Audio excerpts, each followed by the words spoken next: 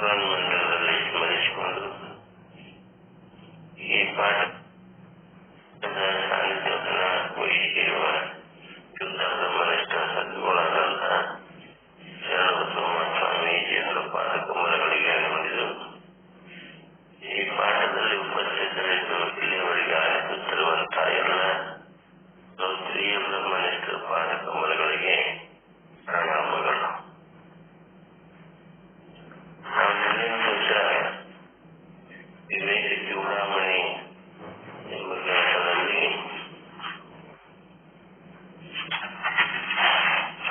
ಶ್ಲೋಕ 70 ನೋಡಿದ್ವಿ.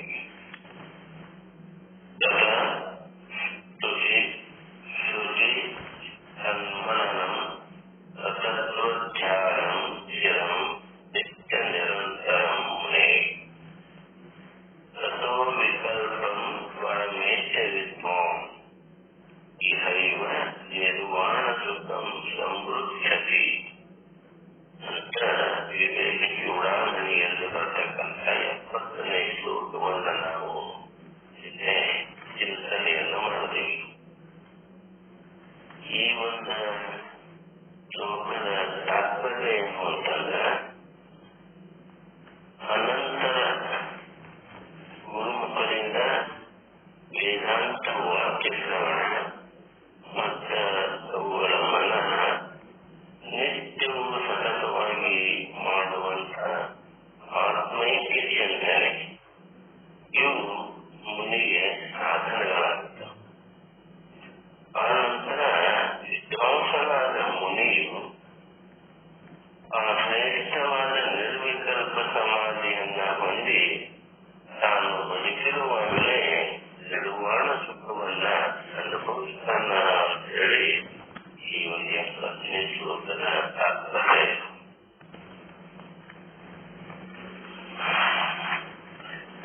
ಇವತ್ತಿನ ದಿವಸ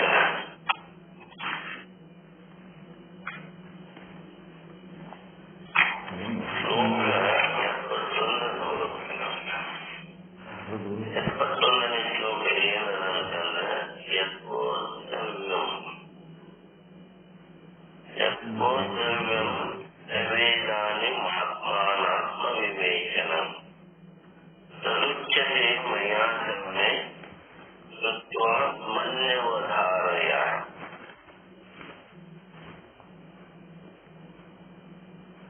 ಈ ಒಂದು ಶ್ಲೋಕದ ತಾತ್ಪರ್ಯ ಏನು ಅಂತಂದ್ರೆ, ಶ್ಲೋಕ ನೋಡಿ ಏನದಂತಂದ್ರೆ ಯತ್ಪೋದ್ರವ್ಯಂ ವೇದಾನಿ ಮಹಾತ್ಮಾನಾತ್ಮ ವಿವೇಚನಂ ತದುಚ್ಯತೆ ಮಯಾ ಶ್ರವಣೆ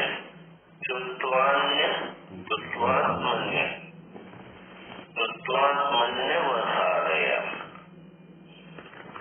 ಈ ಒಂದು ಶ್ಲೋಕದ ತಾತ್ಪರ್ಯ ಏನಂತಂದ್ರೆ, ನೀನು ತಿಳಿಯಬೇಕಾಗಿರುವಂತ ಏನು ಆತ್ಮ ಮತ್ತು ಅನಾತ್ಮಗಳ ವಿವೇಕ,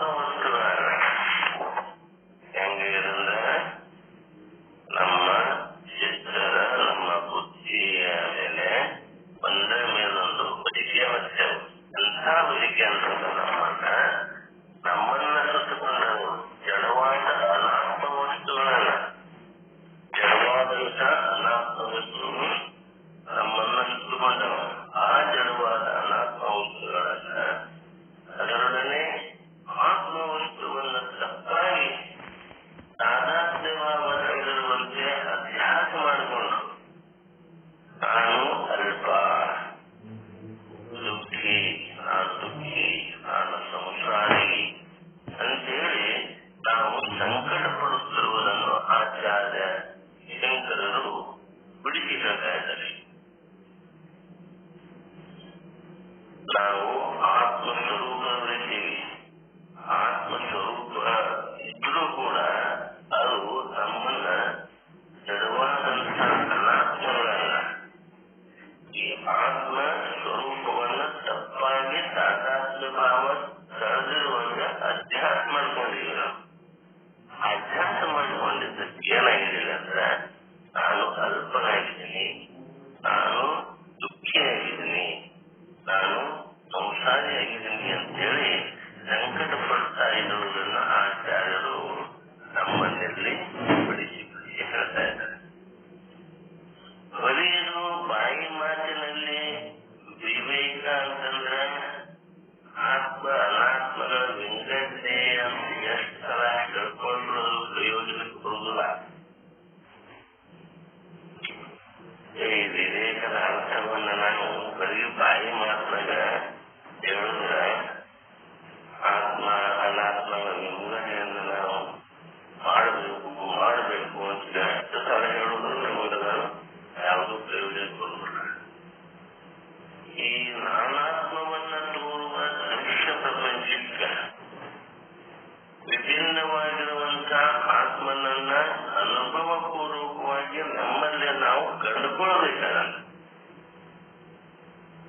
ಏನರಲ್ಲಿ ನಾನಾತ್ಮವನ್ನ ಈ ಅನಾತ್ಮವಾಗಿ ತೋರುವಂತ ದೃಶ್ಯ ಪ್ರಪಂಚಗಳು ಏನ ದೃಶ್ಯ ರೂಪವಾಗಿ ನಮಗೆ ಕಾಣುತ್ತವ, ಆ ದೃಶ್ಯ ರೂಪವಾಗಿರುವಂತ ದೃಶ್ಯ ಪ್ರಪಂಚಕ್ಕೆ ವಿಭಿನ್ನವಾಗಿರುವ ಆತ್ಮನನ್ನ ಅನುಭವ ಪೂರ್ವಕವಾಗಿ ನಾವು ನಮ್ಮಲ್ಲೇ ನಾವು ಕಂಡುಕೊಳ್ಬೇಕಾಗ ಅವಾಗ ನಮ್ಗ ಅರ್ಥ ಆಗ್ತದ, ನಾವು ಗ್ರಹಿಸ್ತೀವಿ ಆತ್ಮ ವಸ್ತುವನ್ನ.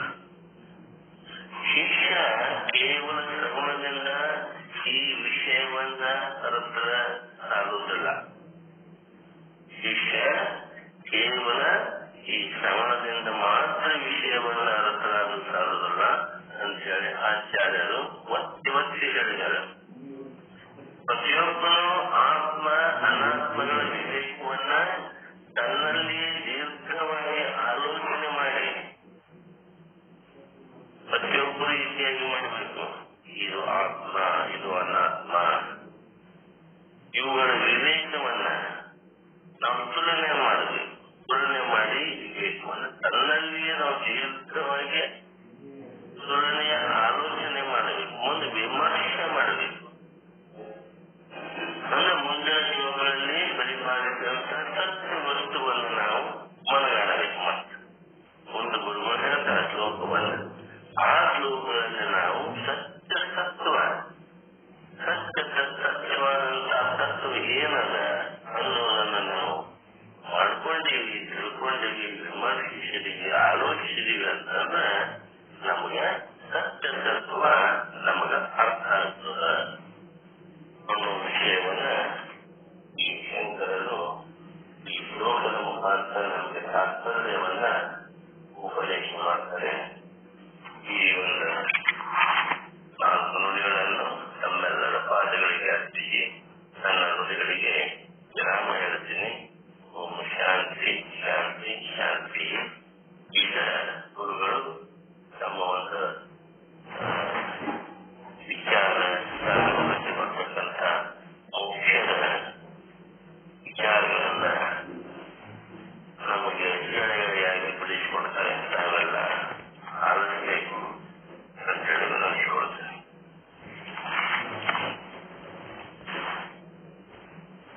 ನೀವು ಅದಕ್ಕೆ ಮೊದಲು ಮಾಡಿದ್ರಿ ಇವತ್ತು?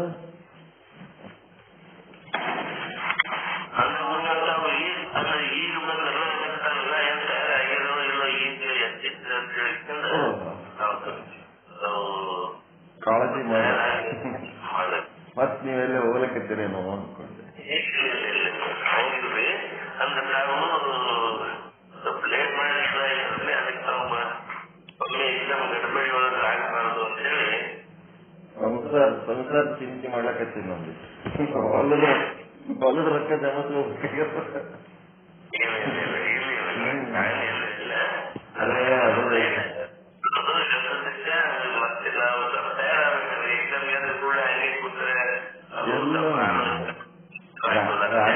ರಾತ್ರಿ ಕೂತ ಹಿಂಗೆ ಕೂತೀನಿ, ಇಲ್ಲೇ ಕುರ್ಚಿಗೆ ಕೂತೀನಿ, ಎಲ್ಲಿ ಹೋಗಿರು.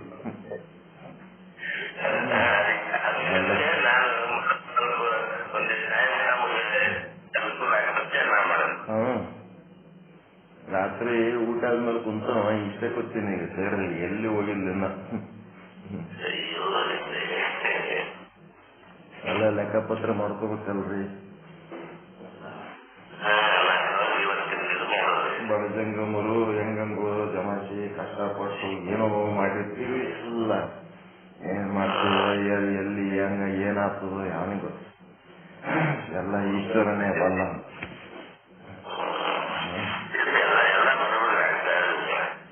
ನಿಮ್ಮೆಲ್ಲರ ಆಶೀರ್ವಾದ ಗಟ್ಟಿ ಮುಟ್ಟದ, ಎಲ್ಲ ಚಲೋ ಆಗ್ತದಂತ ನಮಗೆ ವಿಶ್ವಾಸ. ನಂಬಿ ಕರೆದಡೆ ಓಯಣ್ಣನೇ ಶಿವ.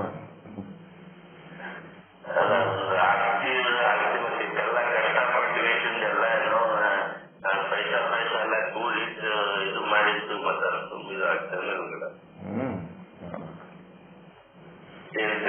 ನಾವು ಸಂಪಾದನೆ ಮಾಡಿದಂತದ್ದನ್ನೆಲ್ಲ ಕೂಡಿ ಒಂದು ವ್ಯವಸ್ಥೆ ನಡೆದಾಗ ಆಗ್ತಿದೆ.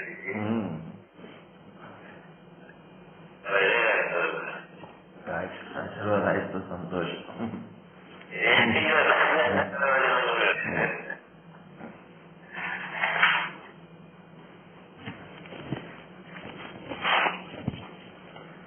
ಓಂ ಶ್ರೀ ಶುದ್ಧ ಬ್ರಹ್ಮಣೇ ನಮಃ.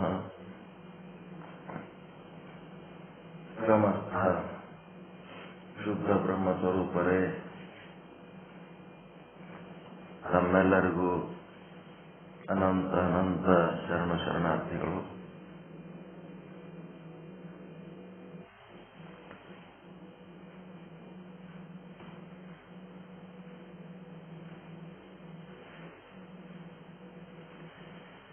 ಕಾರ್ಯ ಕಾರಣ ಅಂದ್ರೆ ವಿಚಾರ ಸಾಗರ, ಸಾಧು ನಿಖಿಲ್ ದಾಸಿಯವರ ಕೃತಿ. ಎರಡನೇ ತರಂಗ ಅನುಬಂಧ ವಿಶೇಷ ನಿರೂಪಣೆ, 13ನೇ ದೋಹ, 79ನೇ ವಿಷಯಾಂಕದ ಕೊನೆಯ ಭಾಗ. ಇದ್ರಾಗ ಏನ್ ತಿಳ್ಕೋಬೇಕು ಎಲ್ಲ ತಿಳ್ಕೊಂಡಿರಿ. ಜ್ಞಾನ ಏನ್ ಆಗಿರ್ತದ, ಜ್ಞಾನ ಎಲ್ಲಿ ಆಗಿರ್ತದ, ವಿಷಯ ಮತ್ತು ಇಂದ್ರಿಯಗಳು ಸಂಗಮ ಆದಾಗ ಜ್ಞಾನ ಆಗ್ತದೆ. ಆ ವಿಷಯ ಮತ್ತು ಇಂದ್ರಿಯಗಳ ವಿಯೋಗ ಆದ್ಮೇಲೆ ಆ ಜ್ಞಾನ ಇರಂಗಿಲ್ಲ, ಅಲ್ಲೇ ಮುಗಿತದು. ಅದಕ್ಕೇನಂತಾರಂದ್ರ ಕಾರಣ ಕಾರಣ ಅಂತಾರ. ಆ ಕಾರಣ ಅಧ್ಯಾಸ ಆಗುವುದಕ್ಕ, ಹಗ್ಗದೊಳಗೆ ಹಾವು ಕಾಣೋದಕ್ಕ, ಸುಸ್ತಿಯೊಳಗೆ ಬೆಳ್ಳಿ ಕಾಣೋದಕ್ಕ, ಅದೇ ರೀತಿ ಬ್ರಹ್ಮದಲ್ಲಿ ಬ್ರಹ್ಮಾಂಡ ಕಾಣೋದಕ್ಕ, ಸಾಕ್ಷಿಯಲ್ಲಿ ಪಿಂಡಾಂಡ ಕಾಣೋದಕ್ಕ, ಇವೆಲ್ಲ ಅಧ್ಯಾಸ ಆಗೋದಕ್ಕ ಕಾರ್ಯ ಕಾರ್ಯ ಅಂತಾರ. ಅಲ್ಲಿ ವೇದಾಂತಿ ಅಂದ್ರೆ ಸಿದ್ಧಾಂತಿ ಮತ್ತು ಪೂರ್ವ ಪಕ್ಷೀಯ ವಿಚಾರ ನಡೆದದ. ವ್ಯವಹಿತ ಅವ್ಯವಹಿತ ಅನ್ನೋ ಎರಡು ಶಬ್ದಗಳು. ವ್ಯವಹಿತ ಅಂದ್ರೆ ಕಾಲದಿಂದ ದೂರ, ದೇಶದಿಂದ ದೂರ. ಅವ್ಯವಹಿತ ಅಂದ್ರೆ ಕಾಲದಿಂದ ಮತ್ತು ದೇಶದಿಂದ ಅಭಿನ್ನವಾಗಿರೋದು.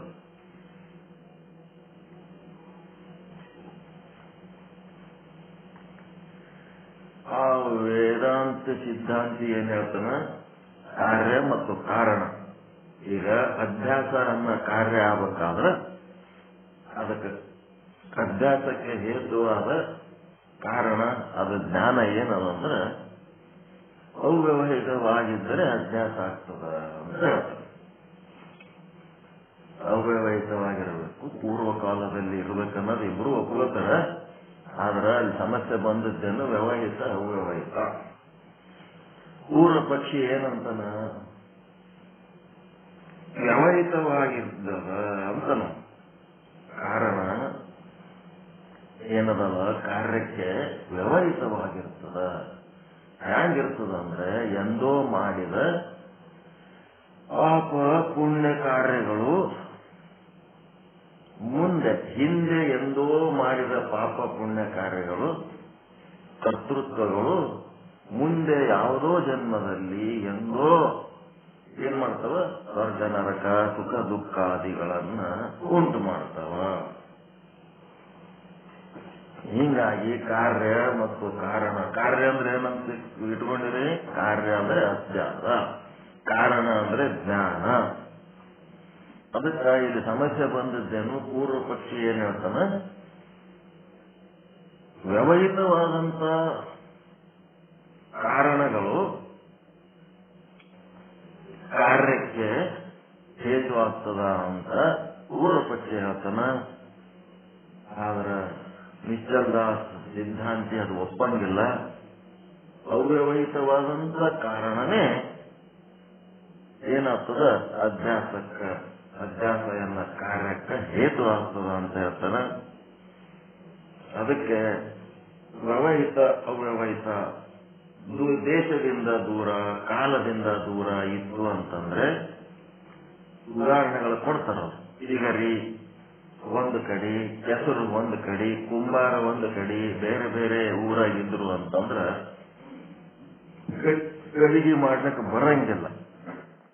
ಅವೇನಾಗಬೇಕು, ಕುಂಬಾರ ಈಗ ರೀ ಕೆಸರ ಎಲ್ಲ ವ್ಯವಹಿತವಾಗಿದ್ದರೆ ಗಡಿಗೆ ಮಾಡ್ಲಿಕ್ಕೆ ಬರಂಗಿಲ್ಲ. ಅವು ಅವ್ಯವಹಿತವಾಗಿ ದೇಶದಿಂದ ಅವ್ಯವಹಿತವಾಗಿರಬೇಕು ಅಂತಂದ್ರೆ ಅಭಿನ್ನವಾಗಿ ಒಂದೇ ಕಡೆ ಇದ್ರು ಅಂತಂದ್ರೆ ಒಂದೇ ಸ್ಥಳವಾಗಿದ್ದರೆ ಗಡಿಗೆ ಮಾಡ್ಲಿಕ್ಕೆ ಸಾಧ್ಯ ಅದ. ಮತ್ತೆ ಕುಂಬಾರ ಯಾವಾಗೋ ಬರ್ತಾನ, ಕೆಸರು ಯಾವಾಗೋ ಇರ್ತದ, ಚಿಗರಿ ಇಲ್ಲ ಆಮೇಲೆ ತರ್ತೀವಿ ಮಾಡಪ್ಪ ಅಂತಂದ್ರೆ ಗಡಿಗೆ ಮಾಡ್ಲಕ್ ಬರಲ್ಲ. ಅವು ಕಾಲದಿಂದ ಕೂಡ ಅವ್ಯವಹಿತವಾಗಿದ್ರೆ ಹಠ ಎನ್ನುವ ಕಾರ್ಯ ಆಗ್ಲಿಕ್ಕೆ ಸಾಧ್ಯ ಅದ ಅಂತ ಇವೊಂದು ವಾದ. ಅವ್ರ ವಾದ ಅವ್ಯವಹಿತ ಅನ್ನೋದು ಇಲ್ಲ, ಅದು ವ್ಯವಹಿತವಾಗಿದ್ರೆ ಅದೇನ್ ಮಾಡ್ತದೆ, ಅಧ್ಯಾಸಕ್ಕೆ ಕಾರಣ ಆಗ್ತದ ಅಂತ ಹೇಳಿ ಪೂರ್ವ ಪಕ್ಷಿ ಹೇಳ್ತಾನೆ. ಈಗೆಲ್ಲ ಹೇಳೋದ್ರಿಂದ ಸಂಭವಿಸುವುದಿಲ್ಲ. ಯಾವಾಗ ಜ್ಞಾನ ಆಗಿರ್ತದ ಆ ಜ್ಞಾನ ಇಂದ್ರಿಯ ಮತ್ತು ವಿಷಯಗಳ ಸಂಗಮ ಇರೋ ತನಕನೇ ಜ್ಞಾನ. ಇಂದ್ರಿಯ ಮತ್ತು ವಿಷಯಗಳ ವಿಯೋಗ ಆದ್ಮೇಲೆ ಅಲ್ಲಿ ಜ್ಞಾನ ಇಲ್ಲ, ಅಲ್ಲಿ ಏನು ಇಲ್ಲ. ನೀನು ಹೇಳೋದ್ರ ಪ್ರಕಾರ ವ್ಯವಹಿತ ಕಾಲದಿಂದ ದೇಶದಿಂದ ವ್ಯವಹಿತವಾದಂತ ಜ್ಞಾನವು ಅಧ್ಯಾಸ ಎಂಬ ಕಾರ್ಯಕ್ಕೆ ಹೇತು ಆಗ್ತದಂದ್ರೆ ಅದರ ಅರ್ಥ ಏನಾಗ್ತದಪ್ಪ ಅಂದ್ರೆ, ಹತ್ತು ಹೋದ ಕುಂಬಾರನಿಂದ ಘಟ ಉತ್ಪತ್ತಿ ಸಂಭವ ಅಂತ ಹೇಳ್ದಂಗೆ ಆಗ್ತದ, ಅಥವಾ ನಷ್ಟವಾದಂತ ಕೆಟ್ಟು ಹೋದಂತ ಚಿಗರಿಯಿಂದ ಘಟ ಉತ್ಪತ್ತಿ ಸಂಭವ ಅಂತ ಹೇಳ್ದಂಗೆ ಆಗ್ತದ.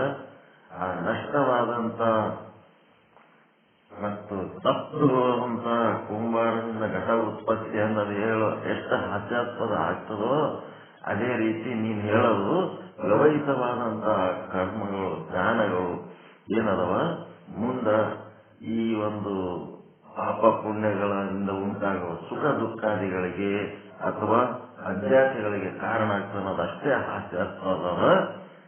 ಅವು ಆ ಜ್ಞಾನ ಏನಾಗಿರ್ತದ ನಷ್ಟವಾಗಿ ಹೋಗಿರ್ಬೋದು, ಆದರೆ ಅವು ಸಂಪೂರ್ಣ ನಷ್ಟವಾಗಿರಂಗಿಲ್ಲ.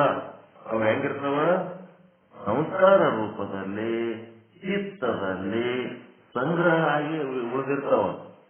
ಹೇಗೆ ಉಳಿದಿರ್ತಾವ ಅಂದ್ರೆ ಅವ್ಯವಹಿತವಾಗಿ ಉಳಿದಿರ್ತಾವ. ಕಾಲದಿಂದಲೂ ಅವ್ಯವಹಿತ, ದೇಶದಿಂದಲೂ ಅವ್ಯವಹಿತ.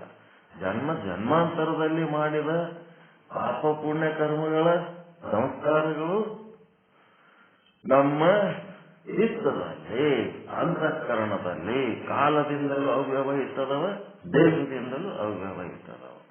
ಹೀಗಾಗಿ ಈ ಸಂಸ್ಕಾರಗಳು ಏನ್ ಮಾಡ್ತಾವಪ್ಪ ಅಂತಂದ್ರೆ ಅವ್ಯವಹಿತ ಪೂರ್ವಕಾಲ ಅದಲ್ಲ, ಅವ್ಯವಹಿತ ಪೂರ್ವಕಾಲದಲ್ಲಿ ಮಾಡಿದ ಆ ಒಂದು ಪಾಪ ಪುಣ್ಯ ಕರ್ಮಗಳಿರ್ಬೋದು ಅಥವಾ ಯಾವುದೋ ಒಂದು ವಸ್ತುವಿನ ಜ್ಞಾನ ಅನುಭವ ಪಡೆದಿರ್ಬೋದು. ಅದೇನ್ ಮಾಡ್ತದೆ, ಅವ್ಯವಹಿತ ಉತ್ತರ ಕಾಲದಲ್ಲಿ ಸುಖ ದುಃಖಾದಿಗಳನ್ನ ಉಂಟು ಮಾಡ್ತದೆ. ಉತ್ತರ ಅಂದ್ರೆ ಮುಂದಿನ ಕಾಲದಲ್ಲಿ ಸುಖ ದುಃಖಾದಿಗಳನ್ನ ಉಂಟು ಮಾಡ್ತದೆ ಅಥವಾ ಅಭ್ಯಾಸಕ್ಕೂ ಕಾರಣ ಆಗ್ತದೆ. ಹೀಗಾಗಿ ಅದು ಸಂಸ್ಕಾರ ರೂಪದಲ್ಲಿ ಅವು ನಮ್ಮೊಳಗೆ ಸಂಗ್ರಹ ಅದವ. ಒಪ್ಕೊಳಕತ್ತೀರ? ಇದು ನಿಮ್ಮ ಜನ್ಮ ಜನ್ಮಾಂತರದ ಪಾಪ ಪುಣ್ಯದ ಕರ್ಮದ ಫಲಗಳು ನಿಮ್ಮ ಜೊತೆಗೆ ಅವ್ಯವಹಿತವಾಗಿ, ಕಾಲದಿಂದ ಅವ್ಯವಹಿತವಾಗಿ, ದೇಶದಿಂದ ಅವ್ಯವಹಿತವಾಗಿ ನಿಮ್ಮ ಚಿತ್ತದಲ್ಲಿ, ನಿಮ್ಮ ಅಂತಃಕರಣದಲ್ಲಿ ಸಂಗ್ರಹ ಅದವಂತೇಳಿ ಒಪ್ಪುಕೋಬೇಕು. ಒಪ್ಪುವಂತೆ. ಯಾಕೆ?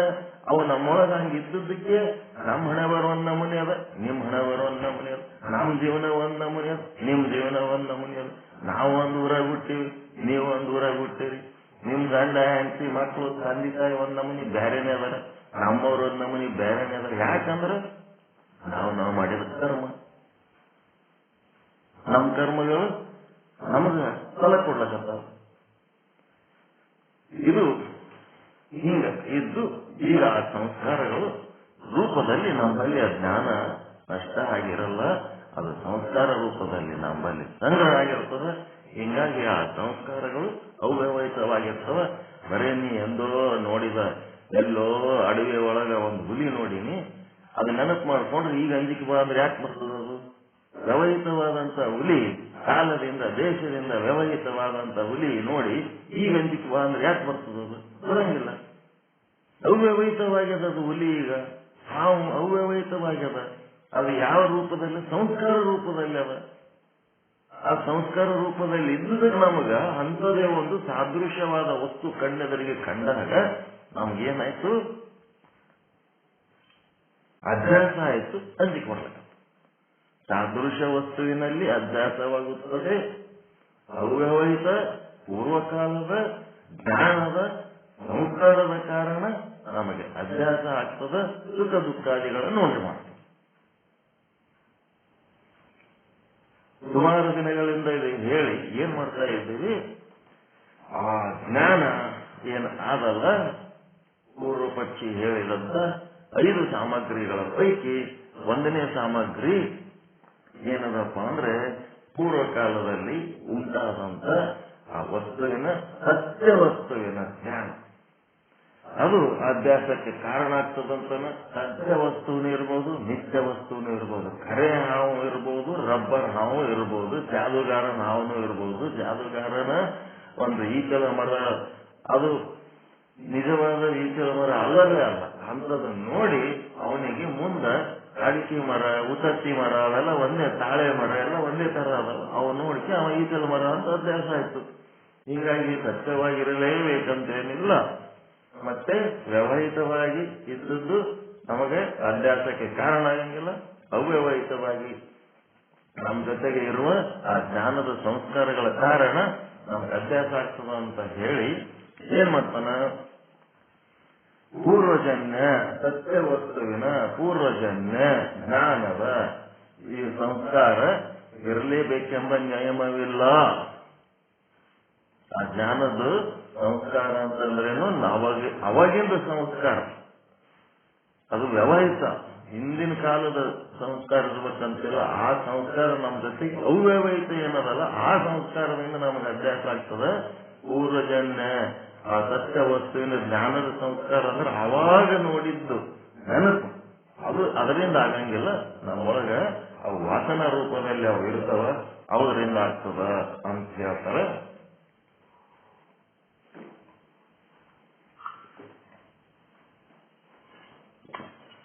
ಅದನ್ನೇ ಇದಂತೂ ಸ್ಪಷ್ಟವಾಗಿ ಅರ್ಥ ಆಗಿದೆ, ಏನು ಡೌಟ್ ಇಲ್ಲ. ಹೇಳಿದ್ದು ಬಂದೋಬಸ್ತು ಚಂದ ಅರ್ಥ ಆಗಿದಲ್ರಿ? ಏನೇನು ಡೌಟ್ ಇರ್ಲಾರ್ದು ಅಂತ ತಿಳ್ಕೊಂಡಿರಿ. ಈಗ ಕೆಲವೊಂದು ಶಬ್ದಗಳು ಅವೇ ಬಳಸ್ತಾರ.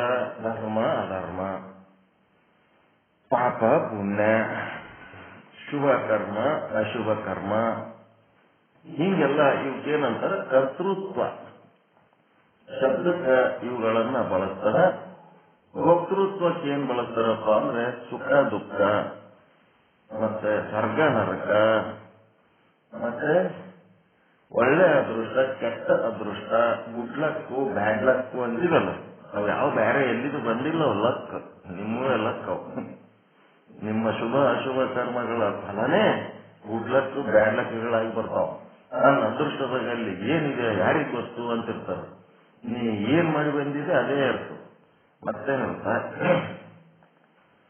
ಹೀಗಾಗಿ ಶುಭಾಶುಭ ಕರ್ಮಗಳು 6 ತಿಂಗಳ ಹಿಂದೆ ಗಂಡವಿತ್ತು, ಈಗ ಕುಮಾರ ಇದ್ದಾನೆ.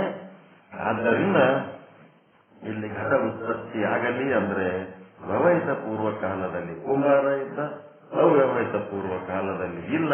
ಹೀಗಿರುವಾಗ ಘಟ ಆಗುವುದಿಲ್ಲ. ಈ ರೀತಿ ಕಾಲದಿಂದ ಮತ್ತು ದೇಶದಿಂದ ವ್ಯವಹಿತವಾಗಿರತಕ್ಕಂಥ ವಸ್ತುಗಳಿಂದ ಕಾರ್ಯ ಆಗುವುದಿಲ್ಲ ಅಂತ ತಿಳ್ಕೊಂಡು ಶುಭಾಶುಭ ಕರ್ಮಗಳಾದರೂ ಕೂಡ ಮತ್ತು ಅಂದ್ರೆ ಸುಮ್ಮನೆ ಸಂಬಂಧಪಟ್ಟಂತೆ ಇನ್ನೊಂದು ಸ್ವಲ್ಪ ನಿಮ್ಗೇನ್ರಿ ತಿಳಿದ್ರೆ ತಿಳಿಲಿ. ಇದೆಲ್ಲ ನಿಮ್ಗೆ ಗೊತ್ತಿದ್ದದ್ದು ಯಾವ್ದ ಸುಮ್ಮನೆ ಪಾಪ ಪುಣ್ಯ ಕಾಲಾಂತರದಲ್ಲಿ ಅಂತ ಶಬ್ದಗಳು ಬಳಸಿ ಏನೇನೋ ಹೇಳ್ತಿರ್ತಾರೆ, ಸ್ವಲ್ಪ ಕೇಳ್ರಿ. ಹಂಗೆ ಶುಭಾಶುಭ ಕರ್ಮಗಳಾದರೂ ಕೂಡ ಕಾಲಾಂತರದಲ್ಲಿ ಪ್ರಾಪ್ತವಾಗುವ ಯಾವ ಸ್ವರ್ಗ ನರಕಗಳಿರುವವೋ ಶುಭಾಶುಭ ಕರ್ಮಗಳಾದವು ಅವುಗಳಿಗೆ ಕಾರಣವಾಗಲಾರವು. ಶುಭಾಶುಭ ನೀವು ಒಳ್ಳೆ ಕೆಲಸ ಮಾಡಿರಿ ಕೆಟ್ಟ ಕೆಲಸ ಮಾಡಿರಿ ಅಂತಂದ್ರೆ ಅವು ಕಾಲಾಂತರದಲ್ಲಿ ಉಂಟಾಗುವ ಸ್ವರ್ಗ ನರಕಗಳಿಗೆ ಕಾರಣವಾಗುವುದಿಲ್ಲ. ಅವು ಏನಾತವಪ್ಪ ಅಂತಂದ್ರೆ ಮತ್ತೇನಾತವ, ನಾವು ಶುಭ ಕರ್ಮ ಮಾಡಿ ಮುಂದೆ ನಮಗ ಸುಖ ಆಗ್ತದ ಸ್ವರ್ಗ ಸಿಗ್ತದ ಅಂತ ಮಾಡಿದ್ರೆ ಅವು ಕಾರಣ ಆಗಂಗಿಲ್ಲ. ಅಂದ್ರೆ ಏನಾತವ ಅಂದ್ರೆ ಶುಭಾಶುಭ ಕರ್ಮವು ತನ್ನಿಂದ ಅವ್ಯವಹಿತವಾದ ಉತ್ತರ ಕಾಲದಲ್ಲಿ ಧರ್ಮ ಅಧರ್ಮವನ್ನು ಉತ್ಪತ್ತಿ ಮಾಡುತ್ತದೆ. ಎಂತ ವಾಸನೆಗಳಿರ್ತಾವ.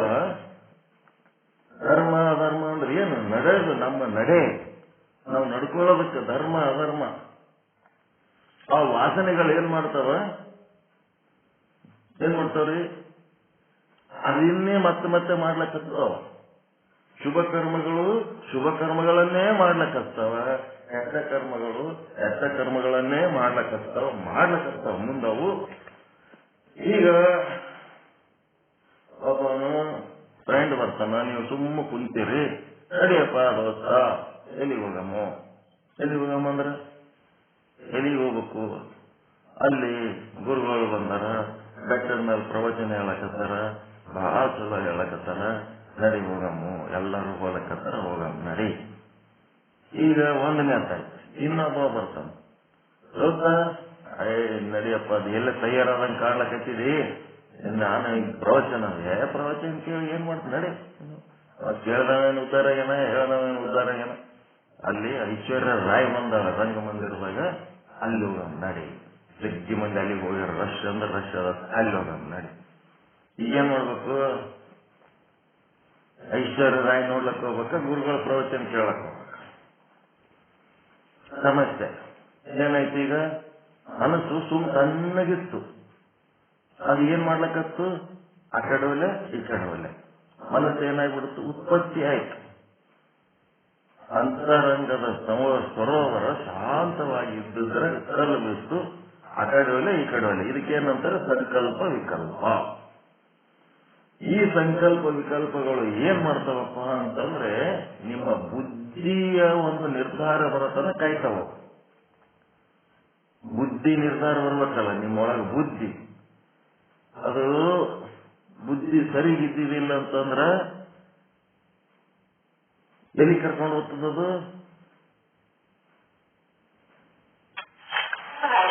ಐಶ್ವರ್ಯ ರಾಯ್ ನೋಡ್ಲಿಕ್ಕೆ ಕರ್ಕೊಂಡು ಹೋಗ್ತದ. ಬುದ್ಧಿ ಸರಿಗಿಲ್ಲ ಅಂದ್ರೆ ಐಶ್ವರ್ಯ ರಾಯನ ಅಪ್ಪನಂತವ್ರು ನಮ್ಮೂರಾಗ, ನಮ್ಮ ಎದರ ಕಣ್ಣೆದರ, ನಮ್ಮ ಮನ್ಯಾಗ ಎಲ್ಲ ಕಡೆ ಇರ್ತಾರ. ಅಂತ ನೋಡ್ಲಕ್ ಹೋಗ್ತಾರ ಇವ್ರು. ಮನೆಯಾಗೆಲ್ಲ ಈ ಮಂದಿನ ಇಟ್ಕೊಂಡು ಅವರಿಗೆ ಇವ್ರಿಗೆ ಏನು ವ್ಯತ್ಯಾಸ, ಅದಕ್ಕೆ ಹೋಗ್ತಾರ ಅಲ್ಲಿಗೆ ನೋಡ್ಲಕ್. ಅದು ಆಯ್ತಾ? ಅವನ ಬುದ್ಧಿಗೆ ಒಳ್ಳೆ ಸಂಸ್ಕಾರಗಳಿದ್ದು ಅಂತಂದ್ರೆ ಜನ್ಮ ಜನ್ಮಾಂತರಕ್ಕೆ ಉಪಯೋಗ ಆಗುವಂತ ಆತ್ಮೋನ್ನತಿ ಕೆಲಸ ಅದಪ್ಪ ಇದು. ಆಧ್ಯಾತ್ಮ ಚಿಂತನೆ ನೀನು ನಡಿ. ಇಲ್ಲ ಅಂತಂದ್ರೆ ನೀವು ಓದ್ತಿದ್ರು ಹೋಗಿ ನೋಡಿಬಾರ್ದು ಐಶ್ವರ್ಯ ರಾಯಗ ನಾನು ಮಾತ್ರ ಪ್ರವಚನಕ್ಕೆ ಓದ್ತೀನಿ ಅಂತ ಒಳ್ಳೆ ಸಂಸ್ಕಾರ ಇದ್ದವ ಈ ರೀತಿ ಹೇಳ್ತಾನೆ. ಫ್ರೆಂಡ್ಶಿಪ್ ಕಳ್ಕೋಬಾರ್ದು, ಹಂಗ ಸಾಧನೆ ಬಿಟ್ಟಿರ್ಬಾರ್ದು.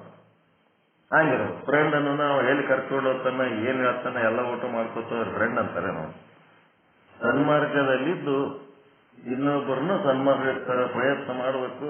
ಇಲ್ಲ ನಾವು ಅದೇ ದಾರಿಗೆ ಹೋಗಿ ಹಾಳಾಗ್ತೇವೆ ಅಂದ್ರೆ ಹಾಳಾಗಿ ಓರೇತೇವೆ ಬಿಟ್ಟು ನಾವೇನ್ ಮಾಡ್ಬೇಕು, ನಮ್ ದಾರಿಗೆ ನಾವಿರ್ಬೇಕು. ಏನ್ ಮಾಡ್ತಾವ, ಶುಭಾಶುಭ ಕರ್ಮಗಳನ್ನ ಮಾಡುವುದಕ್ಕ ಮುಂದೇನ್ ಮಾಡ್ತಾವ, ಉತ್ತರ ಕಾಲದಲ್ಲಿ ಅದನ್ನೇ ಮಾಡ್ಲಕ್ ಹತ್ತಾವ. ಹಚ್ಚಿ ಶುಭಾಶುಭ ಕರ್ಮವು ಅಧರ್ಮದ ಉತ್ಪತ್ತಿಯನ್ನ ಮಾಡುತ್ತವೆ. ಆ ಧರ್ಮ ಅಧರ್ಮಗಳು ಅಂತಃಕರಣದಲ್ಲಿ ಇರುತ್ತವೆ. ನಿಮ್ಮ ಅಂತಃಕರಣದೊಳಗ ಧರ್ಮ ಅಧರ್ಮ ಅಂತ ಹೇಳಿ ಶುಭಾಶುಭ ಕರ್ಮಗಳು ಧರ್ಮ ಅಧರ್ಮಗಳನ್ನು ಉತ್ಪತ್ತಿ ಮಾಡಿ ಧರ್ಮ ಅಧರ್ಮಗಳು ಅಂತಃಕರಣದಲ್ಲಿ ಇರ್ತಾವ. ಅಂದ್ರೆ ಸಂಸ್ಕಾರ ರೂಪದಲ್ಲಿ ಇರ್ತಾವ. ಸುಮ್ಮನೆ ಶಬ್ದಜಾಲ ಇದಷ್ಟೇ, ನಿಮ್ಗೆಲ್ಲ ಅರ್ಥ ಆಗ್ಯದ. ಸುಮ್ಮನೆ ಶಬ್ದಗಳು. ಶುಭ ಕರ್ಮಗಳು ತಾವು ನಷ್ಟವಾಗುವ ಸಂದರ್ಭದಲ್ಲಿ ಅಂತಃಕರಣದಲ್ಲಿ ಪುಣ್ಯವನ್ನ ಉತ್ಪತ್ತಿ ಮಾಡಿ ಹೋಗುತ್ತವೆ. ಅಶುಭ ಕರ್ಮವು ಅಂತಃಕರಣದಲ್ಲಿ ಪಾಪವನ್ನುಂಟು ಮಾಡಿ ಹೋಗುತ್ತವೆ. ಧರ್ಮ ಎಂದರೆ ಪುಣ್ಯ, ಅಧರ್ಮ ಎಂದರೆ ಪಾಪ. ಮುಂದೆ ಆತ ಶುಭ ಅಶುಭ ಕರ್ಮಗಳನ್ನು ಮಾಡಿದ ಮತ್ತು ಕರ್ಮವನ್ನು ಆ ಕರ್ಮವನ್ನು ಅಂದ್ರೆ ತಾನು ಹೋಗುವುದಕ್ಕೆ ಮುಂಚೆ ಆತನ ಅಂತಃಕರಣದಲ್ಲಿ ಪುಣ್ಯವನ್ನು ಉಂಟು ಮಾಡಿ ಹೋಯಿತು. ಯಾರು ಶುಭ ಕರ್ಮ ಮಾಡ್ತಾರ ಆ ಕರ್ಮ ನಷ್ಟ ಆಗುವಾಗ ಅದು ಹೋಗುವ ಸಂದರ್ಭದಲ್ಲಿ ಆತನ ಅಂತಃಕರಣದೊಳಗೆ ಪುಣ್ಯ ಉಂಟು ಮಾಡಿತು. ಅಶುಭ ಕರ್ಮವನ್ನ ಮಾಡಿದು ಅಧರ್ಮ ಉತ್ಪತ್ತಿ ಮಾಡಿ ಹೋಯಿತು. ಆ ಅಧರ್ಮ ಧರ್ಮಗಳ ಕಾರಣ ಆತನಿಗೆ ಕಾಲಾಂತರದಲ್ಲಿ ಸ್ವರ್ಗ ನರಕಗಳು ಪ್ರಾಪ್ತಿಯಾಗುತ್ತವೆ. ಇವಕ್ಕೇನು ಎಕ್ಸ್ಪ್ಲನೇಷನ್ ಬೇಕಾಗಿಲ್ಲಲ್ಲ, ಎಲ್ಲ ಗೊತ್ತಿದ್ದದ್ದೇ ಅಲ್ಲ. ತದನಂತರ ಧರ್ಮ ಅಧರ್ಮಗಳೂ ನಾಶವಾಗಿ ಹೋಗುತ್ತವೆ. ಪುಣ್ಯದ ಸಂಸ್ಕಾರ ಸ್ವರ್ಗವನ್ನು ಕೊಟ್ಟು ನಾಶ ಹೊಂದುತ್ತದೆ. ಪಾಪದ ಸಂಸ್ಕಾರ ನರಕವನ್ನು ಕೊಟ್ಟು ನಾಶ ಹೊಂದುತ್ತದೆ. ಅವೇನೇನ್ ಮಾಡ್ತಾನ, ನೀವು ಮಾಡುವ ಕರ್ಮಕ್ಕೆ 2 ಭಾಗ ಮಾಡ್ಯಾನ, ಶುಭ ಅಶುಭ ಕರ್ಮ ಅಂತೇಳಿ. ಶುಭ ಅಶುಭ ಕರ್ಮ ಇವು ಏನ್ ಮಾಡ್ತಾವಪ್ಪ ಅಂತಂದ್ರೆ ಧರ್ಮ ಅಧರ್ಮಗಳನ್ನ ಅಂತಃಕರಣದಲ್ಲಿ ಬಿಟ್ಟು ಹೋಗ್ತಾವ.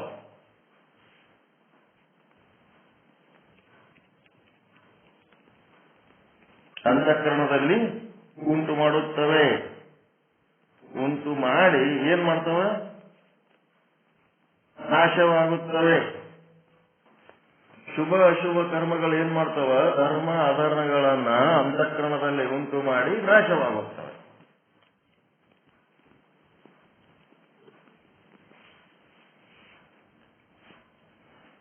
ಮತ್ತೆ ಈ ಧರ್ಮ ಅಧರ್ಮಗಳು ಅಥವಾ ಸ್ವರ್ಗ ನರಕಗಳು ಇವು ಏನ್ ಮಾಡ್ತವ, ಧರ್ಮ ಅಧರ್ಮಗಳು ಸುಖ ದುಃಖ ಕೊಟ್ಟು ಇವು ನಾಶ ಆಗ್ತವೆ.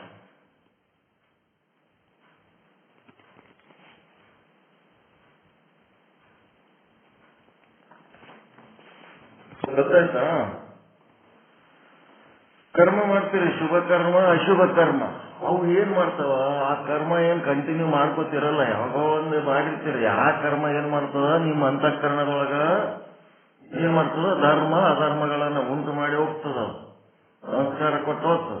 ಮುಂದ ಆ ಧರ್ಮ ಅಧರ್ಮಗಳು ಏನ್ ಮಾಡ್ತಾವಪ್ಪ ಅಂತಂದ್ರೆ ಸ್ವರ್ಗ ನರಕ ಅಥವಾ ಸುಖ ದುಃಖಗಳು ಅಥವಾ ಗುಡ್ ಲಕ್ಕು ಬ್ಯಾಡ್ ಲಕ್ಕು ನಿಮಗ್ ಕೊಟ್ಟು ಅವು ಧರ್ಮ ಅಧರ್ಮಗಳು ನಾಶವಾಗಿರ್ತವೆ.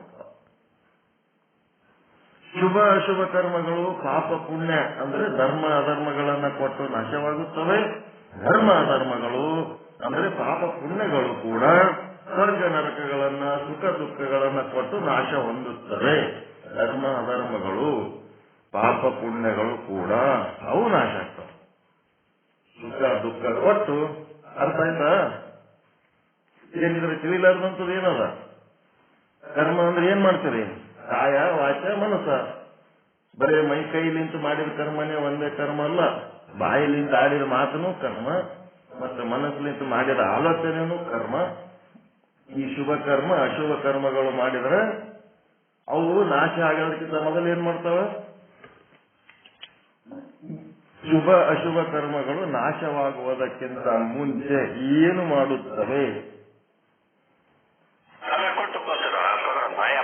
ಅಂತಃಕರಣದಲ್ಲಿ ಧರ್ಮ ಅಧರ್ಮಗಳನ್ನ ಉಂಟು ಮಾಡಿ ನಾಶವಾಗುತ್ತವೆ.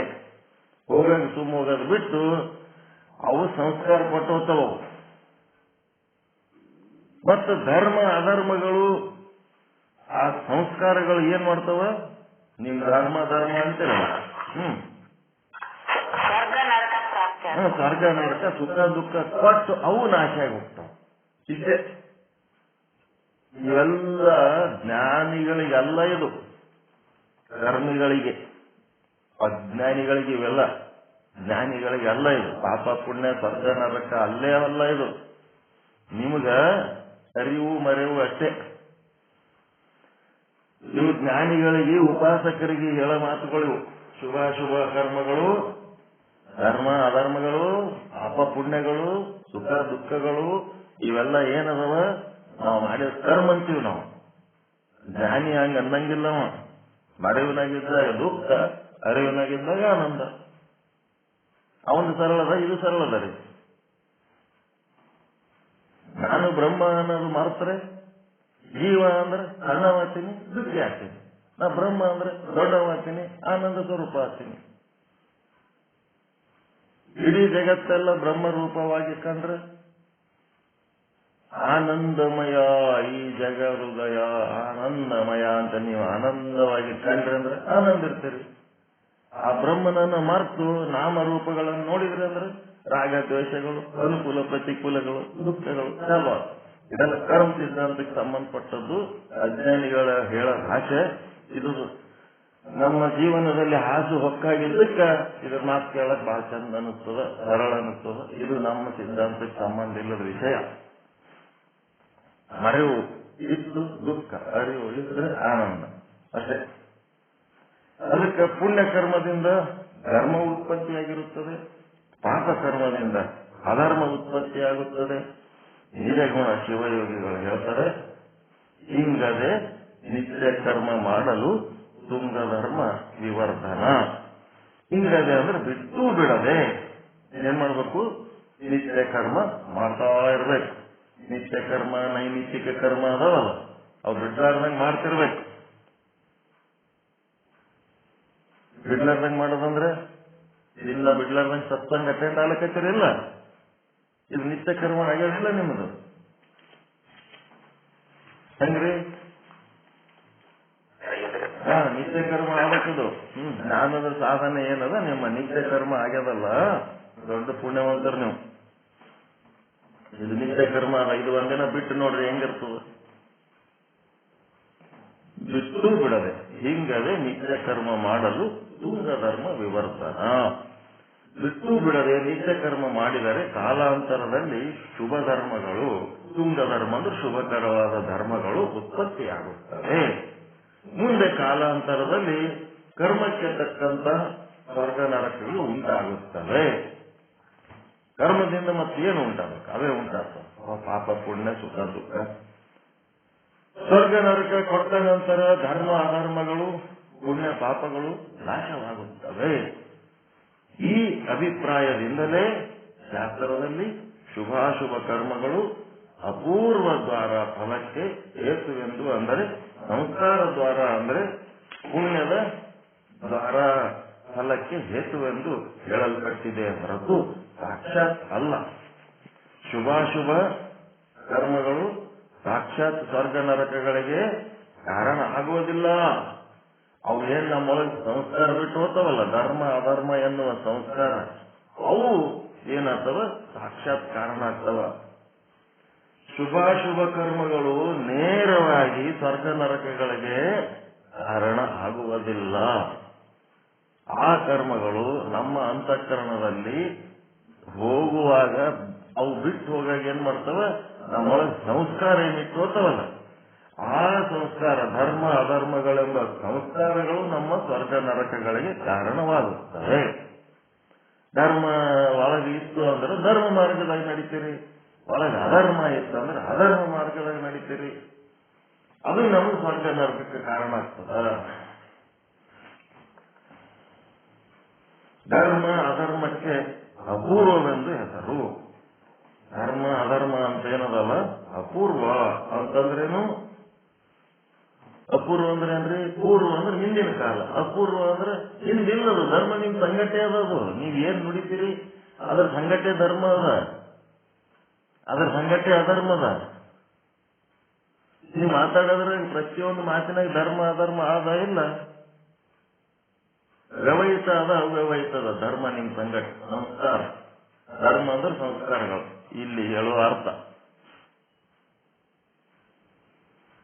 ಶುಭಾಶುಭ ಕರ್ಮಗಳು ಮೊದಲು ಮಾಡಿದ್ವು, ಅವು ನಿಮ್ಮೊಳಗೆ ಸಂಸ್ಕಾರ ರೂಪದಲ್ಲಿ ಧರ್ಮ ಅಧರ್ಮ ಅದಾವಲ್ಲ, ಅವ್ರ ಪ್ರಕಾರ ನೀವು ನಡಿಲಕತ್ತೀರಲ್ಲ, ಅವು ನಿಮ್ಮ ಕಾಯ ವಾಚ ಮನಸ್ಸದಿಂದ ನಿಮ್ದೇನ್ ವ್ಯಕ್ತವಾಗ್ಲಕತ್ತದಲ್ಲ, ಅದ್ರ ಜೊತೆಗೆ ಅವು ಧರ್ಮ ಅಧರ್ಮಗಳದಾವೋ ಏನ್ ಅವು ಹಿಂದೆ ಎಲ್ಲಾರ ಬೇರೆ ಕಡೆ ಅದಾವ? ನೀವು ಆಡುವ ಮಾತಿನಲ್ಲಿ, ಮಾಡುವ ಕೆಲಸದಲ್ಲಿ, ನಿಮ್ಮ ಆಲೋಚನೆಯಲ್ಲಿ ಅವು ನಿಮ್ ಜೊತೆಗೆ ಪೂರ್ವದಲ್ಲಿ ಅದಾವೋ ಅಪೂರ್ವದಲ್ಲಿ ಅದಾವವು? ಅಪೂರ್ವದಲ್ಲಿ ನಮ್ಮ ಅಂತಃಕರಣದಲ್ಲಿ ಅದಾವ. ನಿಮ್ಮ ವ್ಯಕ್ತಿತ್ವದಲ್ಲಿ ವ್ಯಕ್ತ ಮಾಡ್ಲಕತ್ತೀರಲ್ಲ, ಈಗ ಮಾತಾಡ್ಲಕತ್ತೀರಲ್ಲ, ಅದ್ರ ಜೊತೆಗೆ ಧರ್ಮ ಅದ ಅಧರ್ಮ ಅದ, ಅಪೂರ್ವ ಅದ ಪೂರ್ವದಲ್ಲಿ ಅದ. ನೀವು ಆಡೋ ಮಾತಿನಲ್ಲಿ ಧರ್ಮ ಅಂತ ಏನದಲ್ಲ, ನೀವು ಒಂದ್ ಮಾತಾಡ್ಲಕತ್ತೀರಿ, ಆ ಮಾತಿನ ಜೊತೆಗೆ ಧರ್ಮ ಅದ, ಅದು ಪೂರ್ವದಲ್ಲಿ ಅದ ಅಪೂರ್ವದಲ್ಲಿ ಅದ. ಹಿಂದೆಲ್ಲೂ ಅದ ಏನದು? ಅದ್ರ ಜೊತೆಗೆ ಅದ ಅಪೂರ್ವದಲ್ಲಿ ಅದದು. ಪೂರ್ವ ಹಿಂದೆಲ್ಲ ಇದ್ದಂಗ. ನೀವು ಏನ್ ಮಾತಾಡ್ಲಕತ್ತೀರಿ ಅದಕ್ಕ ಧರ್ಮಕ್ಕ ಸಂಬಂಧ ಆದ ಇಲ್ಲ. ಧರ್ಮದ ಜೊತೆಗೆ ಅದು ನೀವು ಮಾಡುವ ಕರ್ಮಕ್ಕ ಮತ್ತು ಧರ್ಮಕ್ಕ ಎರಡೂ ಏನದವ ಜೊತೆ ಜೊತೆಯಾಗಿ ಅದಾವು, ಏನ್ ಬೇರೆ ಕಡೆ ಎಲ್ಲಾರ ಅದಾವು? ಈಗೇನು ನೀವು ವ್ಯಕ್ತಿತ್ವ ವ್ಯಕ್ತಪಡಿಸ್ಲಕತ್ತೀರಿ, ಮಾತಿನಲ್ಲಿ, ಕ್ರಿಯೆಯಲ್ಲಿ, ಆಲೋಚನೆಯಲ್ಲಿ, ಅದರ ಜೊತೆಗೆ ನಿಮ್ಮ ಧರ್ಮ ಅಧರ್ಮಗಳದಾವ ಅಪೂರ್ವವಾಗಿ, ಪೂರ್ವದಲ್ಲಿ ಇಲ್ಲ. ಮತ್ತು ಪಾಪ ಪುಣ್ಯವೆಂತಲೂ ಕರೆಯುತ್ತಾರೆ. ಮತ್ತು ಕೆಲವು ಕಡೆ ಧರ್ಮ ಅಧರ್ಮಗಳು ಉತ್ಪತ್ತಿಗೆ ಕಾರಣವಾದ ಯಾವ ಶುಭಾಶುಭ ಕ್ರಿಯೆಗಳಿರುವವು ಅವುಗಳಿಗೂ ಕೂಡ ಧರ್ಮ ಅಧರ್ಮಗಳೆಂದು ಕರೆಯುತ್ತಾರೆ. ಸುಮ್ಮೆಲ್ಲ ಸುತ್ತಿಸ್ತಾರೆ ಆ ಶಬ್ದಗಳು, ಹೊಲಸಿಡಿಸಿ ತಲೆ ಕೆಡಿಸ್ಬಿಡ್ತಾರೆ ಈ ಶಬ್ದಗಳು. ಅವಕ ಧರ್ಮ ಅಂತಾರ, ಇವಕ ಧರ್ಮ ಅಂತಾರ, ಎಲ್ಲದಕ್ಕೂ ಧರ್ಮ ಅಂತಾರ. ಯಾವ್ದಾರ ಗುಡಿ ಮುಂದೆ ಬಿಚ್ಚ ಬೇಡವ್ರ ಅದಕ್ಕೂ ಧರ್ಮ ಅಂತಾರ. ಮತ್ತೆ ಸ್ವಭಾವಗಳಿಗೂ ಧರ್ಮ ಅಂತಾರ. ಅವನ್ ಧರ್ಮ ಅದು, ಇವನ್ ಧರ್ಮ ಇದು. ಧರ್ಮ ಅನ್ನೋ ಶಬ್ದಕ್ಕ ಅಂತ ಒಂದು ಪಾರಿಭಾಷಿಕ ಅರ್ಥ. ಧರ್ಮ ಅನ್ನೋ ಶಬ್ದಕ್ಕ ನಿಮ್ಮೊಳಗ ಬ್ರಹ್ಮಜ್ಞಾನದೊಳಗೆ ಪಾರಿಭಾಷಿಕ ಅರ್ಥ ಯಾವುದು? ಈ ಧರ್ಮ ಅನ್ನೋ ಶಬ್ದಕ್ಕೆ ಇದೇ ಅರ್ಥ ಅಂತ ಅನ್ನೋದಕ್ಕೆ ಪಾರಿಭಾಷಿಕ ಅರ್ಥ. ಹೊರಗೆ ಬೇಕಾದವ್ರು ಬೇಕಾದಷ್ಟು ಬಳಸ್ಲಿ. ಗಾಂಧಿ ಅನ್ನೋ ಶಬ್ದ ಎಷ್ಟು ಕಡೆ ದುರುಪಯೋಗ ಮಾಡಿಕೊಂಡು ಗಾಂಧಿಯನ್ನ ಮರೆತು ಬೇರೆ ಯಾರ್ಯಾರೋ ಗಾಂಧಿಗಳು ಮುಂದೆ ಬಂದು ನಿಜವಾದ ಗಾಂಧಿ ಎಲ್ಲಿ ಹೋಗ್ಬಿದ್ನ ಹಿಂಗಾಗ್ಬಿಡ್ತಾರೆ. ಶಿವ ಅನ್ನೋ ಶಬ್ದನ್ನು ಯಾರು ಬೇಕವ್ರು ಬಳಸಿ, ಯಾವತ್ತು ಬೇಕು ಅದಕ್ಕೆ ಬಳಸಿ ಅದನ್ನು ಹೊಲಸಿಡಿಸ್ಯಾರ. ಹಾಗೆ ಧರ್ಮ ಅನ್ನೋ ಶಬ್ದನು ಹೊಲಸಿಡಿಸ್ಯಾರ. ಧರ್ಮ ಎಂದರೇನು ಅಂತ ಕೇಳಿದಾಗ ಪೂರ್ವದಲ್ಲಿ ಮಾಡಿದ ಶುಭ ಅಶುಭ ಕರ್ಮಗಳು, ಕಾಯ ವಾಚ ಮನಸ ನಾವು ಮಾಡಿದ ಕರ್ಮಗಳು ಅವು ನಾಶವಾಗಿ ಹೋಗುವಾಗ, ಅಂದ್ರೆ ಇಂದ್ರಿಯ ಮತ್ತು ವಿಷಯಗಳು ವಿಯೋಗವಾದಾಗ ಕರ್ಮ ಇಲ್ಲಲ್ಲಿ, ಅವು ಸಂಯೋಗ ಆದಾಗ ಕರ್ಮ ಇತ್ತು. ಅಲ್ಲೇನಾಯ್ತು? ಹೋಗುವಾಗ ನಮ್ಮ ಅಂತಃಕರಣದಲ್ಲಿ ಅವೇನ್ ಮಾಡ್ತಾವ? ಸಂಸ್ಕಾರಗಳನ್ನು ಬಿಟ್ಟು ಹೋಗ್ತಾವ. ಆ ಶುಭ ಸಂಸ್ಕಾರಗಳಿಗೆ ಧರ್ಮ ಎನ್ನುತ್ತೇವೆ, ಅಶುಭ ಸಂಸ್ಕಾರಗಳಿಗೆ ಅಧರ್ಮ ಎನ್ನುತ್ತೇವೆ. ಬೀಡಿ ಸೇದೋದು ಗೊತ್ತಿಲ್ಲ, ಒಬ್ಬ ಬೀಡಿ ಸೇದಿಸಿ ಹೋಗ್ಬೇಕ, ಆ ಬೀಡಿನೂ ಹೋಗ್ಯದ, ಕಡ್ಡಿನೂ ಹೋಗ್ಯದ, ಸೇದಿದ್ದವನು ಹೋಗ್ಯಾನ, ಇವ ಸೇದಿದವನೊಳಗೆ ಅದು ಉಳಿದು ಬಿಡ್ತು. ಅಶುಭ ಕರ್ಮ ಫಲ ಏನಾಯ್ತು? ಅಶುಭ ಧರ್ಮದ ಸಂಸ್ಕಾರ ಒಳಗಿಟ್ಟು ಹೋಯ್ತು. ಮುಂದೆ ಏನಾಲಕತ್ತು? ಇನ್ನ ಒಂದು ಬೀಡಿ ಸೇದು, ಇನ್ನ ಒಂದು ಬೀಡಿ ಸೇದು ಅಂತ ಹೇಳಿ ಅಶುಭ ಧರ್ಮ ಏನ್ ಮಾಡ್ಲಕತ್ತದ? ಮುಂದೆ ಮತ್ತ ಅಶುಭ ಕ್ರಿಯೆಗಳನ್ನು ಮಾಡುವುದಕ್ಕೆ ಪ್ರಚೋದಿಸ್ಲಿಕ್ಕತ್ತದ.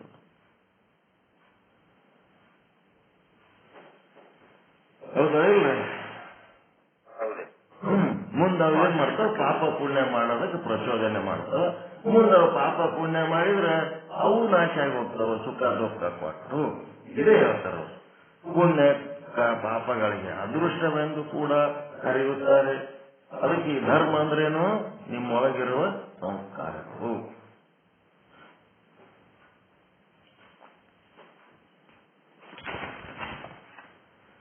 ಕರ್ಮ ಮತ್ತು ಧರ್ಮ. ಧರ್ಮ ಅದು ಮಾಡಿದ್ರು, ಅದರದ್ದು ಸಂಸ್ಕಾರ ರೂಪದಲ್ಲಿ ನಿಮ್ಮೊಳಗ ಧರ್ಮ ಅದ.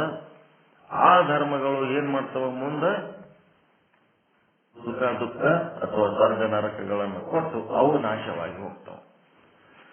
ಪುಣ್ಯ ಪಾಪಗಳಿಗೆ ಅದೃಷ್ಟವೆಂದು ಕರೆಯುತ್ತಾರೆ. ದೃಷ್ಟವೆಂದರೆ ಕಣ್ಣಿಗೆ ಕಾಣಿಸುವ, ಅದೃಷ್ಟವೆಂದರೆ ಕಣ್ಣಿಗೆ ಕಾಣಿಸಲಾರದ್ದು. ದೃಷ್ಟ ಎಂದರೆ ಕಣ್ಣಿಗೆ ಕಾಣಿಸುವಂತಹದ್ದು. ಅದೃಷ್ಟವೆಂದರೆ ಕಣ್ಣಿಗೆ ಕಾಣಿಸಲಾರದಂತ. ಪಾಪ ಪುಣ್ಯಗಳು ಕಣ್ಣಿಗೆ ಕಾಣಿಸುವುದಿಲ್ಲ. ವೈದ್ಯರು ಆಪರೇಷನ್ ಮಾಡುತ್ತಾರೆ. ಹೊಟ್ಟೆ ಹರಿದಾಗ ಒಳಗೆ ಇಷ್ಟು ಪುಣ್ಯ ಇಷ್ಟು ಪಾಪ ಇತ್ತು ಅಂತ ಯಾವ ವೈದ್ಯರಿಗೆ ಕಾಣಿಸುತ್ತೇನೋ? ಇಲ್ಲ. ಹಾಗಂತ ಪಾಪ ಪುಣ್ಯಗಳು ಇಲ್ಲ ಅಂತ ಅನ್ನಲಿಕ್ಕಾಗುವುದಿಲ್ಲ. ಪುಣ್ಯ ಪಾಪಗಳು ಕಾಣಿಸದ ಕಾರಣ ಅದೃಷ್ಟ ಅಂತ ಕರೆಯುತ್ತಾರೆ. ಮತ್ತು ಪುಣ್ಯ ಪಾಪವೆಂತಲೂ ಇದಕ್ಕೆ ಕರೆಯುತ್ತಾರೆ. ಕರ್ಮ ಎಂದರೆ ಪುಣ್ಯ ಪಾಪ ಅಂದ್ರೆ ಅದೃಷ್ಟ, ಮೂರು ಒಂದೇ. ಶುಭಾಶುಭ ಕರ್ಮಗಳಿಗೂ ಧರ್ಮ ಅಧರ್ಮಗಳೆಂದು ಕೆಲವು ಕಡೆ ಹೇಳುತ್ತಾರೆ. ಹೇಗೆಂದರೆ ಯಾವನೋ ಒಬ್ಬ ಶುಭ ಕ್ರಿಯೆ ಮಾಡುತ್ತಿದ್ದರೆ ಇವನು ಧರ್ಮವನ್ನು ಮಾಡುತ್ತಿದ್ದಾನೆಂದು ಹೇಳುತ್ತಾರೆ. ಅದಕ್ಕೆ ಕರ್ಮನೇ ಮಾಡ್ತಿರ್ತಾನೆ, ಅದು ಧರ್ಮ. ಶುಭ ಕರ್ಮಕ್ಕೂ ಧರ್ಮ ಅಂತಾರೆ. ಒಂದು ವೇಳೆ ಅಶುಭ ಕ್ರಿಯೆ ಮಾಡುತ್ತಿದ್ದರೆ ಇವನು ಅಧರ್ಮವನ್ನು ಮಾಡುತ್ತಿದ್ದಾನೆಂದು ಲೋಕ ಕರೆಯುತ್ತದೆ. ಮಂದಿ ಏನೇನೋ ಅಂತಿರ್ತಾರೆ. ಆಕ್ಚುಲಿ ಪಾರಿಭಾಷಿಕ ಅರ್ಥದಲ್ಲಿ ಯಾವುದು ಹೇಳ್ರಿ? ಈಗ ಧರ್ಮ ಅಧರ್ಮ ಅಂದ್ರೆ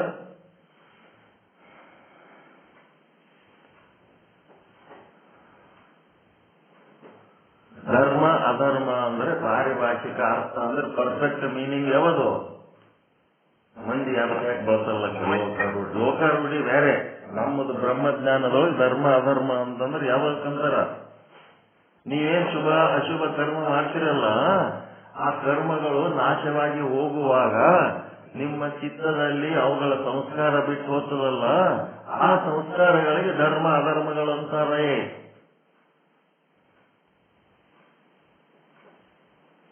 ಹೇಳ್ರಿ ಒಂದ್ಸಾರಿ, ಧರ್ಮ ಅಂದ್ರೇನು ಅಧರ್ಮ ಅಂದ್ರೇನು?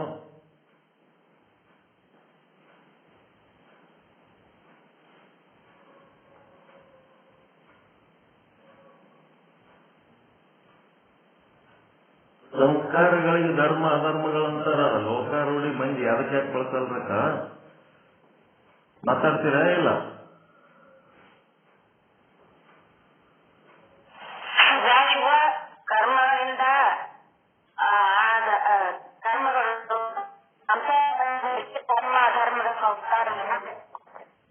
ಸಂಸ್ಕಾರಕ್ಕೆ ಧರ್ಮ ಅಧರ್ಮ ಅಂತಾರೆ. ಒಳಗ ಧರ್ಮ ಅಧರ್ಮ ಅಂದ್ರೆ ಅವನಲ್ಲಿ ಧರ್ಮ ಆದ ಇಲ್ಲ ಅಂದ್ರೆ ಶುಭ ಕರ್ಮದ ಸಂಸ್ಕಾರ ಆದ ಇಲ್ಲ. ಅಧರ್ಮ ಎದನ ಅಂತಂದ್ರೆ ಅವನು ಕೆಟ್ಟ ಕರ್ಮದ ಸಂಸ್ಕಾರ ಮಾಡಿ ಬಂದನ, ಅವನು ಕೆಟ್ಟ ಕೆಲಸ ಮಾಡ್ಬೇಕಂತ. ಮುಂದವ್ ಧರ್ಮ ಅಧರ್ಮಗಳು ಏನ್ ಕೊಡ್ತಾವ? ಮುಂದವ್ ಏನ್ ಮಾಡ್ಲಿಕ್ಕತ್ತಾವ? ಧರ್ಮ ಏನ್ ಮಾಡ್ತದ? ಶುಭ ಕರ್ಮವನ್ನ ಮಾಡ್ಲಿಕ್ಕತ್ತದ. ಅಧರ್ಮ ಕೆಟ್ಟ ಕರ್ಮ ಮಾಡೋದಕ್ಕೆ ಪ್ರಚೋದನೆ ಮಾಡ್ತದ. ಅದು ಒಂದು ಕೆಲಸ.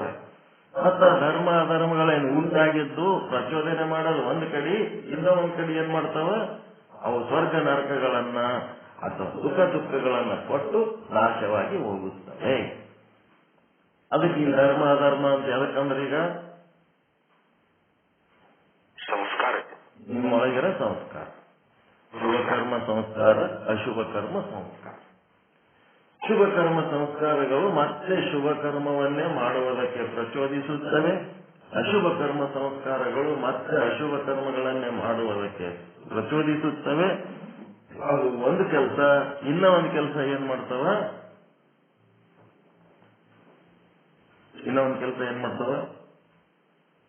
ಶುಭ ಕರ್ಮಗಳು ಸ್ವರ್ಗವನ್ನು ಕೊಟ್ಟು ಅಥವಾ ಸುಖವನ್ನು ಕೊಟ್ಟು ನಾಶ ಹೊಂದುತ್ತವೆ.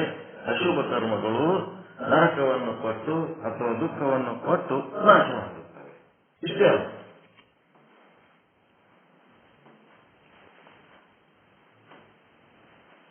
ಸಂಸ್ಕಾರಗಳು, ಶುಭ ಕರ್ಮ ಸಂಸ್ಕಾರಗಳು, ಅಶುಭ ಕರ್ಮ ಸಂಸ್ಕಾರಗಳು, ಧರ್ಮ ಅಧರ್ಮಗಳಂತಾರ. ಮತ್ತೇನೆಂದರೆ ಶುಭಾಶುಭ ಕ್ರಿಯೆಗಳು ಧರ್ಮ ಅಧರ್ಮಗಳನ್ನ ಹುಟ್ಟಿಸುವ ಜನಕಗಳು. ನೋಡಿ, ಅದೇ ಹೇಳ್ತಾರೆ, ಶುಭಾಶುಭ ಕರ್ಮಗಳಿಂದ ಧರ್ಮ ಅಧರ್ಮಗಳು ಹುಟ್ಟುತ್ತವೆ.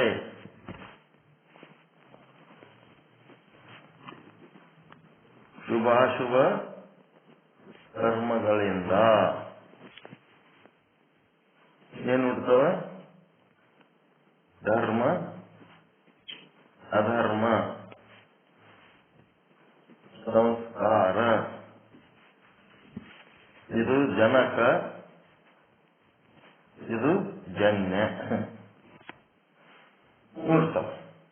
ಮುಂದೆ ಆ ಧರ್ಮ ಅಧರ್ಮ ಸಂಸ್ಕಾರಗಳು ಏನ್ ಮಾಡ್ತಾವ?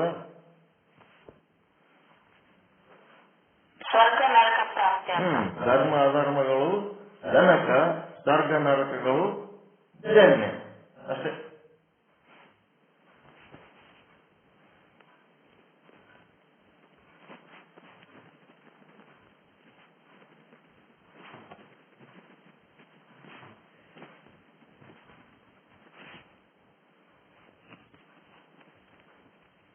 ಸ್ವರ್ಗ ನರಕ ಅಥವಾ ಸುಖ ದುಃಖ ಇವು ಜನ್ಯ. ಹಿಂಗಾತವ ಅಂತ ಹೇಳ್ತಾರೆ. ಆದರೆ ಶುಭಾಶುಭ ಕ್ರಿಯೆಗಳ ಹೆಸರು ಧರ್ಮ ಅಧರ್ಮ ಅಲ್ಲ. ಶುಭಾಶುಭ ಕರ್ಮಗಳ ಕ್ರಿಯೆಗಳಿಗೆ ಧರ್ಮ ಅಧರ್ಮ ಅಲ್ಲ. ಮತ್ತೇನೆಂದರೆ ಶುಭಾಶುಭ ಕ್ರಿಯೆಗಳು ಧರ್ಮ ಅಧರ್ಮಗಳನ್ನು ಹುಟ್ಟಿಸುವ ಜನಕಗಳು. ಮಂದಿ ಏನಾದ್ರು ಬಳಸ್ತಿರ್ಬಹುದು, ಆದರೆ ಧರ್ಮ ಅಧರ್ಮಗಳು ಇವೇನದವ ಹುಟ್ಟುತ್ತವ. ಇವು ಶುಭಾಶುಭ ಕರ್ಮಗಳಿಂದ ಹುಟ್ಟುತ್ತವ. ಇವು ಜನಕಗಳು ಅಂತೇಳಿ ಜನಕ ಜನನಿಗಳು.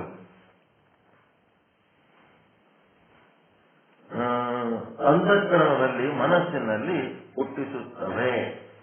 ಆಯುಷ್ಯವರ್ಧಕ ತುಪ್ಪವನ್ನ ಶಾಸ್ತ್ರದಲ್ಲಿ ಆಯು ಎಂದು ಕರೆಯುತ್ತಾರೆ.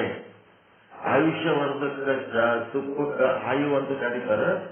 ಆದ್ರೆ ಮಂದಿ ಹೆಂಗ ಬಳಸ್ತಿರ್ತಾರ, ತುಪ್ಪವೇ ಆಯುಷ್ಯ ಅಲ್ಲ. ತುಪ್ಪ ತಿಂದವನ ಆಯುಷ್ಯ ಹೆಚ್ಚಾಗ್ತದೆ. ಆಯು ಅಂತೇಳಿ ತುಪ್ಪ ಬಳಸ್ತಾರೆ. ಈ ರೀತಿಯಿಂದ ಯಾವ ಕಾರಣವಿರುವುದೋ ಅದು ಕಾರ್ಯದಿಂದ ಅವ್ಯವಹಿತ ಪೂರ್ವ ಕಾಲದಲ್ಲಿ ಇರುತ್ತದೆ. ತುಪ್ಪಕ್ಕ ಆಯು ಅಂತ ಹೆಸರು ಕರೀತಾರ. ಎದಕ್ಕೆ ಕರೀತಾರ ಅಂದ್ರೆ ಅದು ತಿಂದ್ರೆ ಆಯುಷ್ಯ ವರ್ಧನ ಆಗ್ತದಂತ. ಆದರೆ ತುಪ್ಪನೇ ಆಯುಷ್ಯ ಏನು ಅಲ್ಲ, ತಿಂದವನ ಆಯುಷ್ಯ ಹೆಚ್ಚಾಗ್ತದೆ. ಆಗ ಇಲ್ಲಿ ಎದಕ್ಕೆ ಬಳಸ್ಲಕತ್ತಾರ ಅವರು? ಶುಭಾಶುಭ ಕರ್ಮಗಳನ್ನ ಧರ್ಮ ಅಧರ್ಮಗಳಂತೇಳಿ ಜನರು ಏನು ಬಳಸ್ತಾರಲ್ಲ, ಅವು ಶುಭಾಶುಭ ಕರ್ಮಗಳು ಧರ್ಮ ಅಧರ್ಮಗಳಲ್ಲ. ಶುಭಾಶುಭ ಕರ್ಮಗಳು ಏನದವ? ನಮ್ಮ ಅಂತಃಕರಣದಲ್ಲಿ ಉಂಟಾಗುವ ಸಂಸ್ಕಾರ ರೂಪದ ಧರ್ಮ ಅಧರ್ಮಗಳ ಜನಕಗಳು. ಈ ಧರ್ಮ ಅಧರ್ಮಗಳು ಏನದವ? ಜನ್ಯ ವಸ್ತುಗಳು. ಈ ಜನ್ಯ ವಸ್ತುಗಳಿಗೆ ಆ ಜನಕಗತ್ಲೆ ಶುಭಾಶುಭ ಕರ್ಮಗಳಂತ ಬಳಸ್ತಾರೆ. ಅದು ಸರಿಯಾದದ್ದಲ್ಲ ಅಂತೇಳಿ ಒಂದು ಪಾರಿಭಾಷಿಕ ಅರ್ಥ ಗಟ್ಟಿ ಮಾಡೋದಕ್ಕೆ ಧರ್ಮ ಅಧರ್ಮ ಅಂತಂದ್ರೆ ನಮ್ಮ ಅಂತಃಕರಣದಲ್ಲಿರುವ ಶುಭ ಅಶುಭ ವಾಸನೆಗಳು ಅಥವಾ ಸಂಸ್ಕಾರಗಳು. ಇಷ್ಟು ತಿಳ್ಕೊಂಡು ಇಲ್ಲಿಯ ತನಕ ಮಾಡಿದ ನಿರ್ಣಯವೇನೆಂದರೆ ಕಾರಣ ಕಾರ್ಯಕ್ಕಿಂತಲೂ ಅವ್ಯವಹಿತವಾಗಿರಬೇಕು. ಮತ್ತೆ ಹೆಂಗಿರ್ಬೇಕು? ಅವ್ಯವಹಿತ ಪೂರ್ವ ಕಾಲದಲ್ಲಿ ಪೂರ್ವ ದೇಶದಲ್ಲಿ ಇರಬೇಕಷ್ಟೆ.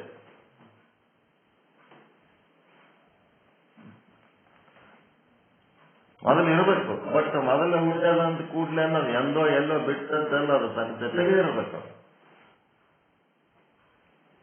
ಈ ರೀತಿ ವಿಷಯಾಂಕ 79 ಮುಗಿಸಿ ವಿಷಯಾಂಕ 80ಕ್ಕೆ ಬರ್ಲಕತ್ತಾರ. ವಿಷಯಾಂಕ 80 ಪೇಜ್ ನಂಬರ್ 101 ಏನಂತಾನ,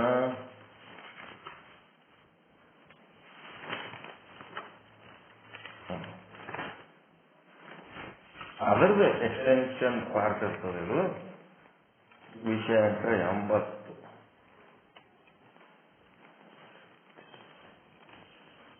ಸುತ್ತಿ ಹೊಡೆದು ಸುಸ್ತು ಮಾಡಿಟ್ಬಿಡ್ತಾನೆ. ಈಗ ಪೂರ್ವ ಪಕ್ಷಿ ಮೆತ್ತಗಾಗಿ ನಿಲ್ಲಿಗೆ ಪೂರ್ವ ಪಕ್ಷಿ ಈಗ ಹೇಳಿದ್ರ ಪ್ರಕಾರ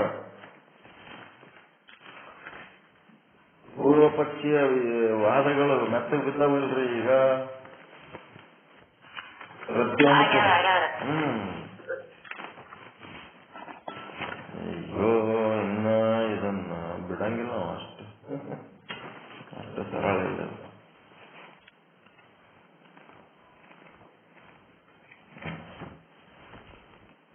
ವಿಷಯಾಂಕ 80 ಪೇಜ್ ನಂಬರ್ 101 ಏನಂತಂದ್ರೆ,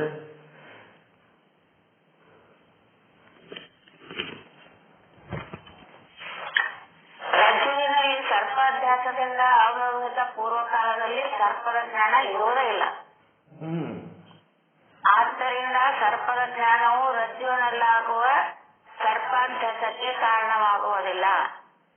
ಮತ್ತೇನೆಂದರೆ ಸರ್ಪಜ್ಞಾನಜನ್ಯ ಸಂಸ್ಕಾರವೇ ರಜ್ಜುವಿನಲ್ಲಾಗುವ ಸರ್ಪಾಧ್ಯಾಸಕ್ಕೆ ಕಾರಣವಾಗಿರುತ್ತದೆ. ಅದರಂತೆ ಶುಕ್ತಿಯಲ್ಲಿ ಬೆಳ್ಳಿಯ ಅಧ್ಯಾಸಕ್ಕೆ ಬೆಳ್ಳಿಯ ಜ್ಞಾನಜನ್ಯ ಸಂಸ್ಕಾರವೇ ಕಾರಣವಾಗಿರುತ್ತದೆ.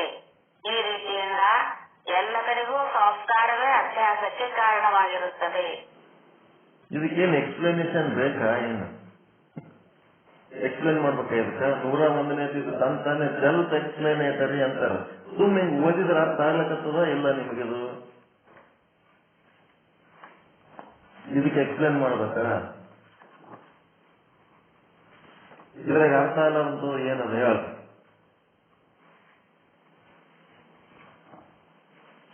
ಓದ್ಕೊರಿ, ಚಂದ ಮನಸ್ಸೇ ಚಂದ ನೋಡ್ಕೊಂಡು ಓದ್ಕೊಳ್ರಿ. ಈಗ ಹೇಳಿಕೆ ಅದ ಇಲ್ಲ ಇದು?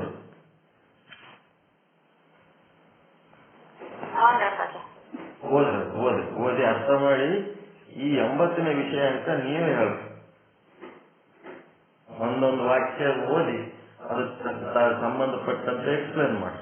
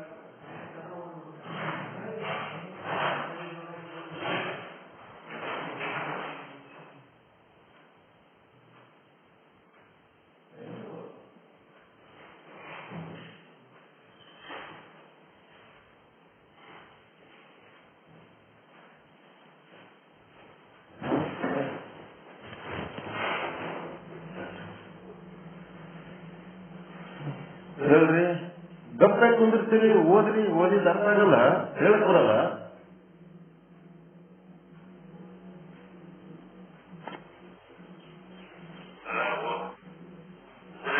ಓದ್ರಿ, ಫಸ್ಟ್ ಸೆಂಟೆನ್ಸ್ ಓದ್ರಿ. ಏನ್ ಎಲ್ಲ ಏನ್ ತಿಳ್ಕೊತೀರಿ ನೀವು? ಇಷ್ಟೊತ್ತಾಯ್ತು ಹೇಳ್ತೀವಿ, ಈ ಶಬ್ದದ ಅರ್ಥ ತಿಳಿಯಲ್ಲ, ಮಾತಾಡ್ಲಕ್ ಬರಲಿಲ್ಲ ಅಂತಂದ್ರೆ ಏನ್ ಕಲೀಲಕತ್ತೀರಿ ನೀವು? ಓದ್ರಿ 1ನೇ ವಾಕ್ಯ.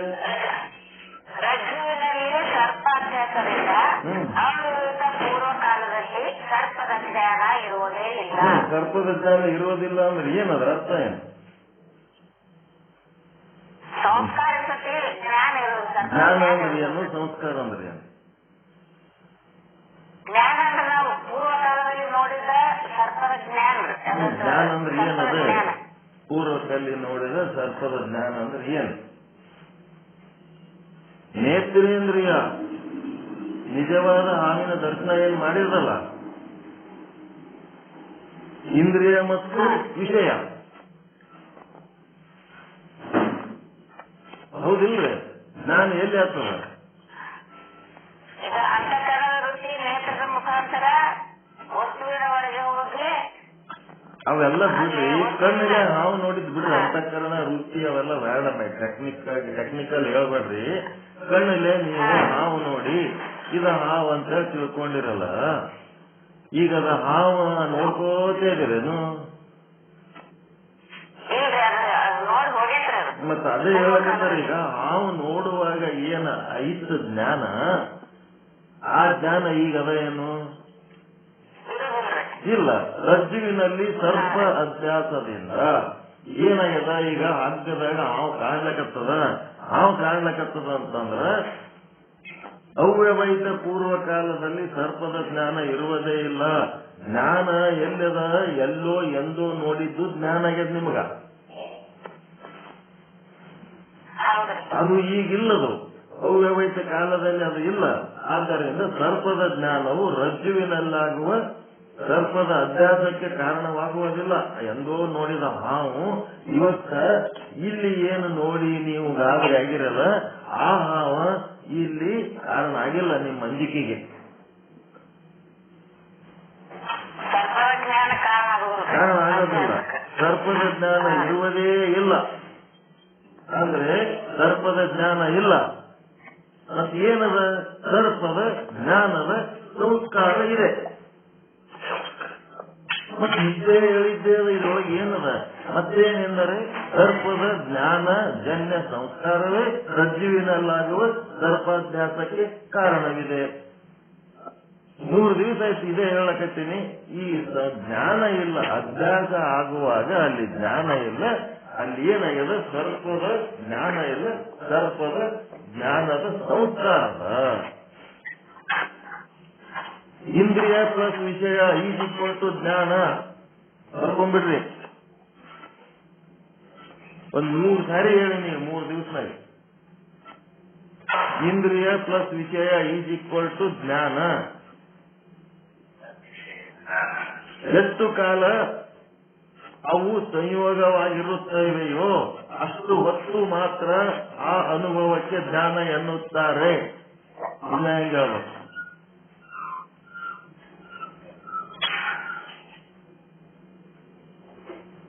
ಎಷ್ಟು ಹೊತ್ತು? ಬರ್ಕೋರಿ ಮಾತಾಡ್ಬೇಡ್ರಿ. ಇಂದ್ರಿಯ ಪ್ಲಸ್ ವಿಷಯ ಈಸ್ ಈಕ್ವಲ್ ಟು ಜ್ಞಾನ. ನೀವು ಮಾತಾಡ್ಲಕ್ ಅವಕಾಶ ಕೊಟ್ಟ ಕಪ್ ಕೂತೀರಿ. ಈಗ ಮಾತಾಡ್ತೀರಿ. ತಿಳಿದದ? ಹೇಳಕ್ ಬರೋದು. ಇಂದ್ರಿಯ ಪ್ಲಸ್ ವಿಷಯ ಈಸ್ ಈಕ್ವಲ್ ಟು ಜ್ಞಾನ. ಅದ್ರ ಕೆಳಗೆ ಬರ್ಕೋಬೇಕು. ಎಷ್ಟು ಕಾಲ ಸಂಯೋಗವಾಗಿರುತ್ತದೆಯೋ, ಇಂದ್ರಿಯ ಮತ್ತು ವಿಷಯಗಳು ಎಷ್ಟು ಕಾಲ ಸಂಯೋಗವಾಗಿರುತ್ತವೆಯೋ ಅಷ್ಟು ಹೊತ್ತು ಮಾತ್ರ ಉಂಟಾಗುವ ಅನುಭವಕ್ಕೆ, ಅಷ್ಟು ಹೊತ್ತು ಮಾತ್ರ ಉಂಟಾಗುವ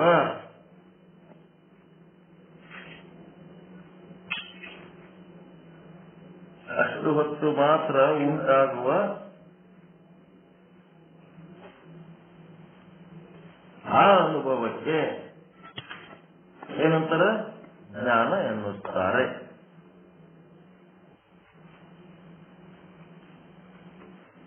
ಉಂಟಾಗುವ ಆ ಅನುಭವಕ್ಕೆ ಜ್ಞಾನ ಎನ್ನುತ್ತಾರೆ. ಈಗಲೇ ತಿಳಿದ? ಜ್ಞಾನ ಅಂತ ಎಷ್ಟೊತ್ತು ಅದ್ರ ಜೊತೆಗೆ ಇರ್ತೀರಿ ಅಷ್ಟೊತ್ತೇ ಜ್ಞಾನ. ಅನುಭವಿಸ್ತಾ ಇರುವ ಕಾಲದಲ್ಲಿ ನಿಮಗೆ ಏನ್ ಆಗ್ತಿರ್ತದೋ ಅದು ಜ್ಞಾನ, ಇಂದ್ರಿಯ ಮತ್ತು ವಿಷಯಗಳು. ತದನಂತರ ಅವೆರಡು ವಿಯೋಗವಾದಾಗ ಅದರ ಪ್ರಭಾವವೇನಿರುತ್ತದೆಯಲ್ಲ, ತದನಂತರ ಅವೆರಡು ವಿಯೋಗವಾದ ನಂತರ ಅದರ ಪ್ರಭಾವವೇನಿರುತ್ತದೆಯಲ್ಲ ಅಂತಃಕರಣದಲ್ಲಿ ಅದರ ಪ್ರಭಾವವೇನಿರ್ತದಲ್ಲ ಅದನ್ನೇನಂತಾರೆ? ಸಂಸ್ಕಾರ ಎನ್ನುತ್ತಾರೆ. ಎಲ್ಲ ತಿಳಿದದ, ಅಷ್ಟೇ ತಿಳಿದದ. ಬಾಯಿಗೆ ಪ್ರಾಕ್ಟೀಸ್ ಇಲ್ಲ ಅಷ್ಟೇ. ಒಡ ಒಡ ಒಡ ಹೋದ್ರ ತಾನೇ ಬರ್ತದೆ. ಯಾರೇ ಓದರ್ಲಕ್ ಬರ್ತದೆ, ಇದು ಓದರ್ಲಕ್ ಬರಲ್ಲ. ಯಾಕಂದ್ರೆ ಇದು ರೂಢಿ ಮಾಡ್ಕೊಂಡಿರು. ಯಾರೇ ಬಿಟ್ರೆ ಕಡ್ಲು ಬಿಟ್ರೆ ಅಯ್ಯೋ ಊರೆಲ್ಲ ಒದರಾಡೋದು. ನೀವು ಬರ್ಬೇಕು, ಕಾಲಿಗೆ ಮೇಲೆ ಇವು ಕುಣಿಬೇಕು.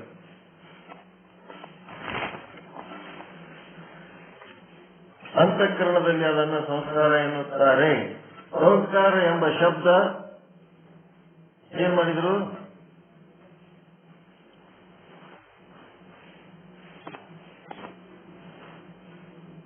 ಸಂಸ್ಕಾರ ಎಂಬ ಶಬ್ದ ಏನ್ ಮಾಡಿಬಿಟ್ರು?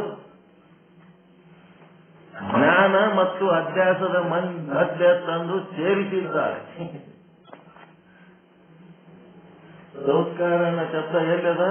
ಅಭ್ಯಾಸ ಆಗುವುದಕ್ಕ ಮೊದಲು, ಜ್ಞಾನದ ನಂತರ ಏನ್ ಮಾಡ್ಯಾರ? ಮಧ್ಯದಲ್ಲಿ ತಂದು ಸೇರಿಸಿಟ್ಬಿಟ್ರೆ ಈಗ ಸಂಸ್ಕಾರ. ಇದೇ ಧರ್ಮ.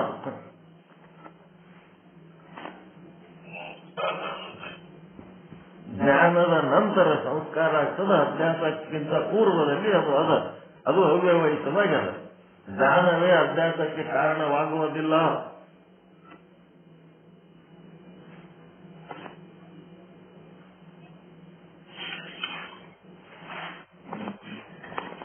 ಇಲ್ಲಿಯ ತನಕ ಹೇಳಿದ್ದು ಏನದಂತಂದ್ರೆ ಜ್ಞಾನವೇ ಅಭ್ಯಾಸಕ್ಕೆ ಕಾರಣವಾಗುವುದಿಲ್ಲ, ಜ್ಞಾನವೇ ಅಭ್ಯಾಸಕ್ಕೆ ಕಾರಣವಾಗುವುದಿಲ್ಲ ಅಂತ ಹೇಳಿ ಏನ್ ಮಾಡ್ಯಾರ? ಮತ್ತೆ ಯಾವುದು ಕಾರಣವಾಗುತ್ತದೆ? ಜ್ಞಾನದ ಸಂಸ್ಕಾರವೇ ಅಭ್ಯಾಸಕ್ಕೆ ಕಾರಣವಾಗುತ್ತದೆ. ಜ್ಞಾನದ ಅಭ್ಯಾಸವೇ ಸಂಸ್ಕಾರಕ್ಕೆ, ಜ್ಞಾನದ ಸಂಸ್ಕಾರವೇ ಅಭ್ಯಾಸಕ್ಕೆ ಕಾರಣವಾಗುತ್ತದೆ. ಜ್ಞಾನವೇ ಅಭ್ಯಾಸಕ್ಕೆ ಕಾರಣವಾಗುವುದಿಲ್ಲ ಅಂತೇಳಿ ಇಲ್ಲಿ ತನಕ ಹೇಳಿದ್ದು ಇದಿಷ್ಟರ ಸಲುವಾಗಿ, ಎರಡು ಶಬ್ದದ ಸಲುವಾಗಿ. ಜ್ಞಾನವೇ ಸಂಸ್ಕಾರಕ್ಕೆ ಕಾರಣವಾಗುವುದಿಲ್ಲ, ಜ್ಞಾನದ ಸಂಸ್ಕಾರವೇ ಅಭ್ಯಾಸಕ್ಕೆ ಕಾರಣವಾಗುತ್ತದೆ. ಇಷ್ಟೆಲ್ಲ ಹೇಳಿದ್ದು ಕೊನೆಗೆ ಇದನ್ನು ಹೇಳುವುದಕ್ಕೆ. ಏನನ್ನು ಹೇಳುವುದಕ್ಕೆ? ಜ್ಞಾನವೇ ಅಭ್ಯಾಸಕ್ಕೆ ಕಾರಣವಾಗುವುದಿಲ್ಲ. ಏನದು? ಅಭ್ಯಾಸದ ಸಾಮಗ್ರಿ ಸೀರಿಯಲ್ ನಂಬರ್ 1. ಜ್ಞಾನದ ಸಂಸ್ಕಾರವೇ ಅಭ್ಯಾಸಕ್ಕೆ ಕಾರಣವಾಗುತ್ತದೆ. ಜ್ಞಾನದ ಸಂಸ್ಕಾರವೇ ಅಭ್ಯಾಸಕ್ಕೆ ಕಾರಣವಾಗುತ್ತದೆ. ಇಷ್ಟೆಲ್ಲ ಹೇಳಿದ್ದು ಕೊನೆಗೆ ಇದನ್ನು ಹೇಳುವುದಕ್ಕೆ. ಏನ್ ಹೇಳೋದಕ್ಕ?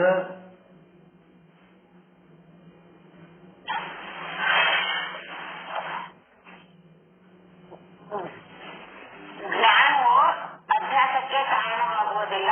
ಜ್ಞಾನವೇ ಜ್ಞಾನದ ಸಂಸ್ಕಾರವೇ ಅಭ್ಯಾಸಕ್ಕೆ ಕಾರಣವಾಗುತ್ತದೆ. ಜ್ಞಾನವೇ ಅಭ್ಯಾಸಕ್ಕೆ ಕಾರಣವಾಗುವುದಿಲ್ಲ, ಜ್ಞಾನದ ಸಂಸ್ಕಾರವೇ ಅಭ್ಯಾಸಕ್ಕೆ ಕಾರಣವಾಗುತ್ತದೆ. ವಿಷಯಾಂಕ 80.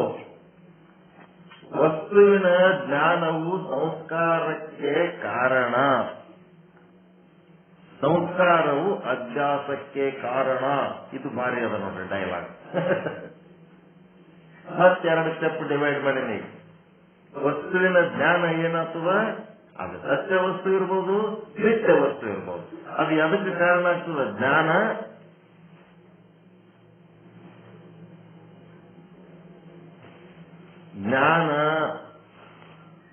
ಜನಕ. ಆ ಜ್ಞಾನ ಏನನ್ನು ಹುಟ್ಟಿಸ್ತದ?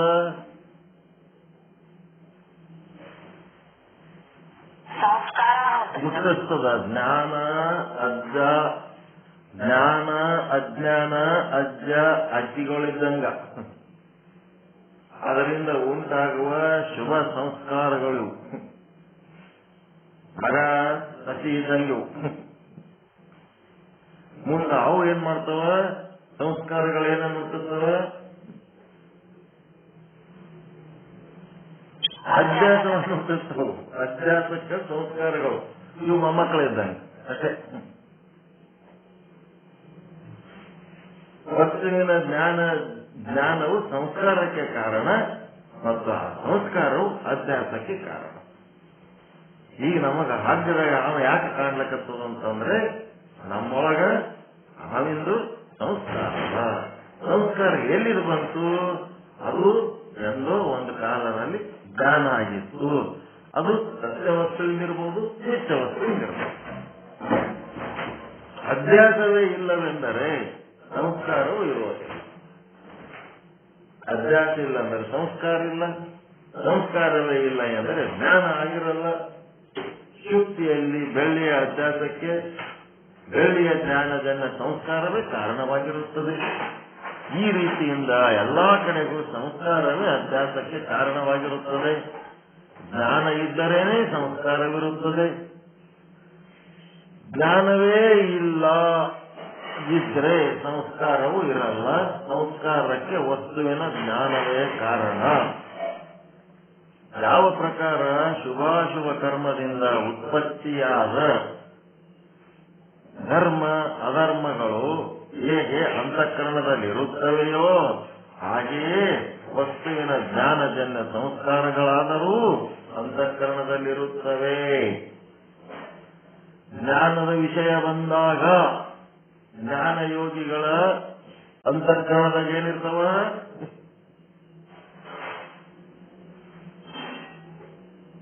ಸಂಸ್ಕಾರಗಳಿರ್ತಾವ. ಜ್ಞಾನ ಯೋಗಿಯ ಅಂತಃಕರಣದಲ್ಲಿ ಶುಭಾಶುಭ ಎಂಥವು? ಜ್ಞಾನಯೋಗಿ ಅಂತಃಕರಣದಲ್ಲಿ ಸಂಸ್ಕಾರಗಳಿರ್ತಾವ. ಈ ಕರ್ಮಯೋಗಿಯ ಅಂತಃಕರಣದಲ್ಲಿ ಏನಿರ್ತಾವ? ಧರ್ಮ ಅಧರ್ಮಗಳಿರ್ತಾವ. ಅದಕ್ಕ ಕರ್ಮ ಅಂತೂ ಮಾಡ್ತಾನೆ ಇರ್ತೀರ. ಆ ಕರ್ಮ ಮಾಡಿದ್ದಕ್ಕೆ ಏನಾಯ್ತು? ಈಗ ನಿಮಗ ಕರ್ಮ ಮಾಡೋದಂದ್ರೆ ಏನು? ಕೆಲಸ ಮಾಡ್ತೇವೆ. ಏನೋ ಕೆಲಸ ಮಾಡೋದಂದ್ರೇನು? ಇಂದ್ರಿಯ ಮತ್ತು ವಿಷಯಗಳ ಒಂದು ಮೇಳನೆ ಅಲ್ಲೇನದ? ಅಲ್ಲಿ ಕರ್ಮಯೋಗಿ ಕರ್ಮ ಅಂತಾನ, ಜ್ಞಾನಯೋಗಿ ಜ್ಞಾನ ಅಂತಾನ. ಇವ ಜ್ಞಾನ ಅಂತಾನ, ಅವ ಕರ್ಮ ಅಂತಾನ. ಹೌದಾ? ಇಲ್ಲ.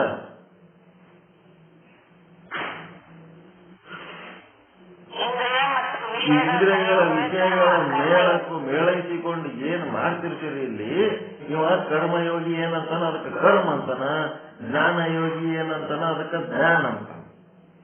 ಆ ಕರ್ಮನೂ ಇಲ್ಲ, ಜ್ಞಾನನೂ ಇಲ್ಲ, ಯಾವುದೋ ಒಂದು ಕಾಲದಲ್ಲಿ ಆಗಿ ಹೋಗ್ಯದ. ಈಗ ಕರ್ಮಯೋಗಿಯ ಅಂತಃಕರಣದೊಳಗೆ ಏನ್ ಉಳಿದದ? ಧರ್ಮ ಅಧರ್ಮಗಳು ಅಂತ ಉಳಿದವ. ಈ ಜ್ಞಾನಯೋಗಿಯ ಒಳಗೆ ಏನ್ ಉಳಿದವ ಅಂದ್ರೆ ಶುಭ ಅಶುಭ ಸಂಸ್ಕಾರಗಳಂತ ಉಳಿದವ.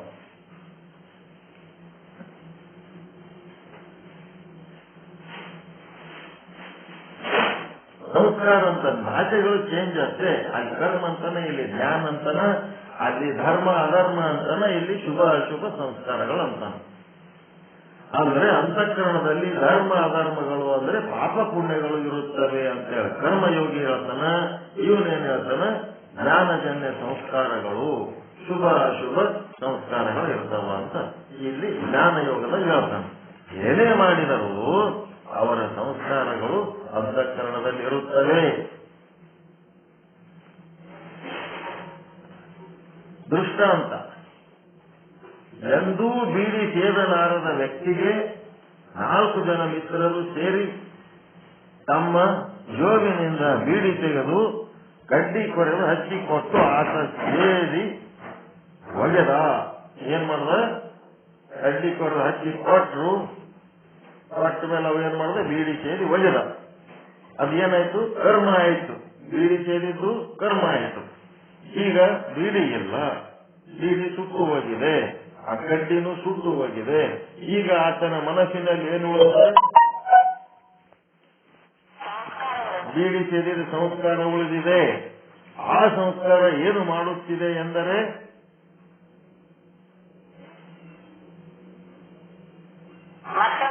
ಇನ್ನೊಂದು ಬೀಡಿ ಸೇದು ಇನ್ನೊಂದು ಬೀಡಿ ಸೇದು ಅಷ್ಟೇ ಒಳಗೆ ನಿಂತು ಒತ್ತಡ ಹಾಕ್ಲಕ್ಕತ್ತದದು.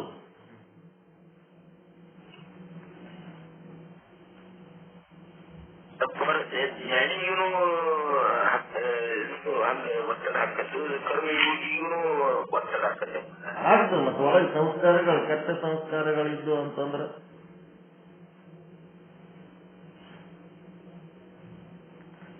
ಒತ್ತಡ ಆಗ್ತದೆ.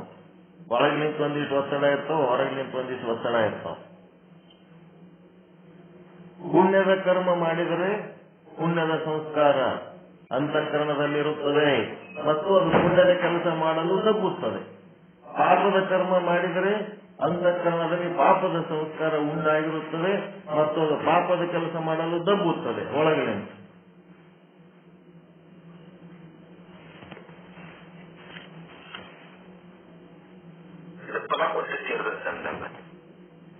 ಸಂಸ್ಕಾರ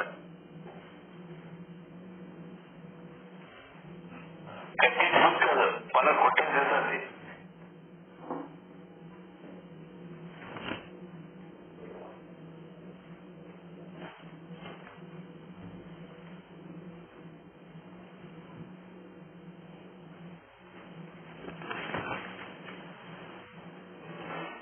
ಗುರು ಪೂರ್ಣಿಮಾ 22ನೇ ಇಸ್ವಿ 22ನೇ ಇಸ್ವಿಯೊಳಗ ಗುರು ಪೂರ್ಣಿಮಾ ಅಂತ ಯಾರ ಮನೆಗೆ ಮಾಡಿದ್ರು? ಚಂದ್ರಕಾಂತ್ ಬಾಪ್ರೆ ಅವ್ರ ಮನೆಗೆ ಮಾಡಿದ್ರು. ಬಾಪ್ರೆ ಅವರು ಗುರು ಪೂರ್ಣಿಮಾ 22ನೇ ಇಸ್ವಿ ಒಳಗ ಅವರು ಮಾಡಿ ಎಲ್ಲ ಸುರೇಶ್ ಕಲ್ಯಾಣ್ ಶೆಟ್ಟಿ, ಅವ್ರ ಮಿಸೆಸ್ ಜಗದೇವಿ ಕಲ್ಯಾಣ್ ಶೆಟ್ಟಿ, ಶೈಲಾ ಕಲ್ಯಾಣ್ ಶೆಟ್ಟಿ, ಅಶೋಕ್ ಕಲ್ಯಾಣ್ ಶೆಟ್ಟಿ ಬೆಂಗಳೂರವರು, ಅಲ್ಲಿ ಉಕ್ಲಿ ಅಂತ ಒಬ್ರು, ಮತ್ತೆ ಕಲ್ಯಾಣಪ್ಪ ಏಳಿಗೆ ಮತ್ತು ಅವರ ಫ್ಯಾಮಿಲಿ ಎಲ್ಲರೂ ಸೇರಿ ಏನ್ ಮಾಡಿದ್ರು? ಗುರು ಪೂರ್ಣಿಮಾ ಮಾಡಿದ್ರು. ಮಾಡಿದ್ದೇನಾಯ್ತು? ಈಗ ಅದು 22ನೇ ಇಸ್ವಿ ಮಾಡ್ಯಾರ ಅವರು ಗುರು ಪೂರ್ಣಿಮಾ. ಈಗ 23ನೇ ಇಸ್ವಿ ಮುಗಿಲಕ್ ಬಂದು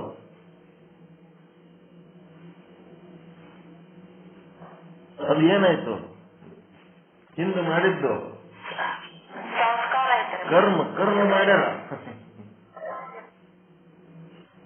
ಜ್ಞಾನ ಅನುಭವಿಸ್ಯಾರ, ಜ್ಞಾನ ಯೋಗಿಯಾಗಿ ಜ್ಞಾನ ಅನುಭವಿಸ್ಯಾರ, ಕರ್ಮಯೋಗಿಯಾಗಿ ಕರ್ಮ ಮಾಡ್ಯಾರ. ಕರ್ಮಯೋಗಿಯಾಗಿ ಅವ್ರ ಅಂತಃಕರಣದೊಳಗ ಏನಾಯ್ತು? ಧರ್ಮ ಅನ್ನೋದು ಸೇರ್ಕೊತ್ತು. ಜ್ಞಾನ ಯೋಗಿಯಾಗಿ ಅವ್ರ ಅಂತಃಕರಣದೊಳಗ ಸಂಸ್ಕಾರ ಆಗಿ ಸೇರ್ಕೊತ್ತು, ಶುಭ ಸಂಸ್ಕಾರ ಸೇರ್ಕೊಂಡು ಏನ್ ಮಾಡ್ತು? ಈ ಒಳಗಿಂದ ಧರ್ಮ ಅಥವಾ ಸಂಸ್ಕಾರ, ಪಾಪ ಪುಣ್ಯ ಅಂತಂತಾರಲ್ಲ, ಪುಣ್ಯ ಸೇರ್ಕೊಳ್ತದ. ಪುಣ್ಯ ಅಂದ್ರೆ ಧರ್ಮ, ಮತ್ತೆ ನಿಮ್ಮ ಶುಭ ಸಂಸ್ಕಾರ ಒಳಗೆ ಸೇರ್ಕೊಂಡದ. ಅವೇನ್ ಬಹಳ ದೂರ ಇಲ್ಲ, ಅರ್ಥಗಳು ಶಬ್ದಗಳು ಬೇರೆ ಬೇರೆ ಅದಾವ, ಅರ್ಥಗಳು ಒಂದೇ ಅದಾವ, ಸೇರ್ಕೊಂಡದ. ಈಗ ಸಂಸ್ಕಾರ ಹುಟ್ಟೋದಕ್ಕೆ ಕಾರಣ ಯಾವುದು? ಪುಣ್ಯ ಹುಟ್ಟೋದಕ್ಕ, ಧರ್ಮ ಹುಟ್ಟೋದಕ್ಕ, ಶುಭ ಸಂಸ್ಕಾರ ಹುಟ್ಟೋದಕ್ಕೆ ಕಾರಣ ಯಾವುದು?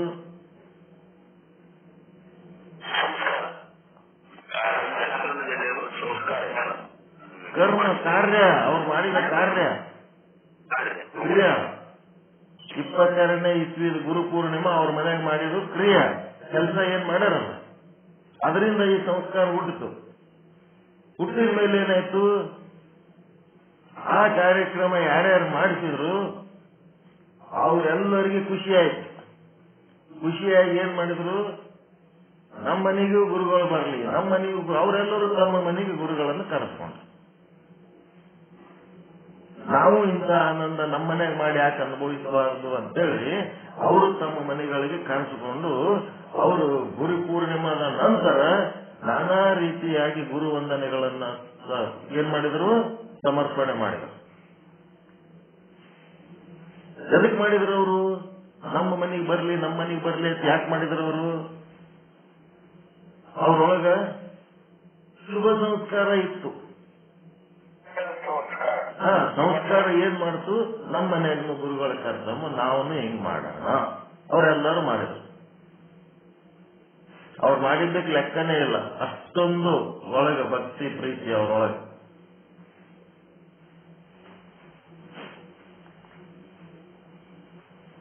ಏನಿದು?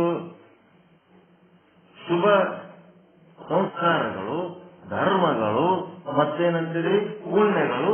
ಪುಣ್ಯ ಕರ್ಮಗಳನ್ನೇ ಮಾಡುವುದಕ್ಕ, ಒಳ್ಳೆ ಕ್ರಿಯೆಗಳನ್ನು ಮಾಡುವುದಕ್ಕ ಒಳಗೆ ನಿಂತು ಪ್ರಚೋದಿಸ್ತವ.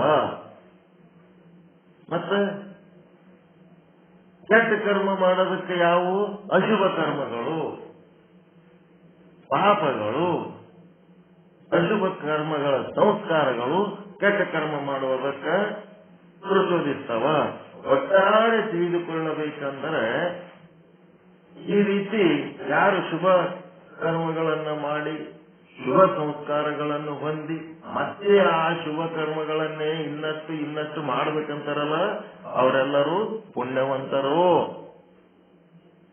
ಯಾರು ಅಶುಭ ಕರ್ಮಗಳನ್ನ ಮಾಡಿ ಅಶುಭ ಸಂಸ್ಕಾರಗಳನ್ನು ಹೊಂದಿ ಇನ್ನಷ್ಟು ಅಶುಭ ಕೆಲಸಗಳೇ ಮಾಡ್ಬೇಕಂತಾರೆ ಅವರೆಲ್ಲ ಪಾಪಿಷ್ಟ. ಒಟ್ಟಾರೆ ತಿಳಿದುಕೊಳ್ಳಬೇಕಾಗಿದ್ದೇನೆಂದರೆ ಜ್ಞಾನದ ಹಿಂದೆ ಸಂಸ್ಕಾರ ಇರುತ್ತದೆ, ಕರ್ಮದ ಹಿಂದೆ ಸಂಸ್ಕಾರ ಇರುತ್ತದೆ. ಜ್ಞಾನದ ಹಿಂದೆಯೂ ಸಂಸ್ಕಾರ, ಕರ್ಮದ ಹಿಂದೆಯೂ ಸಂಸ್ಕಾರ. ಕರ್ಮ ಎಂದರೆ ಕರ್ಮೇಂದ್ರಿಯಗಳ ಮೂಲಕ ಉಂಟಾದದ್ದು, ಜ್ಞಾನ ಎಂದರೆ ಜ್ಞಾನೇಂದ್ರಿಯಗಳ ಮೂಲಕ ಉಂಟಾದದ್ದು. ಕರ್ಮಕ್ಕೂ ಜ್ಞಾನಕ್ಕೂ ಏನು ವ್ಯತ್ಯಾಸ ಅನ್ನೋದು ನಾಳೆ.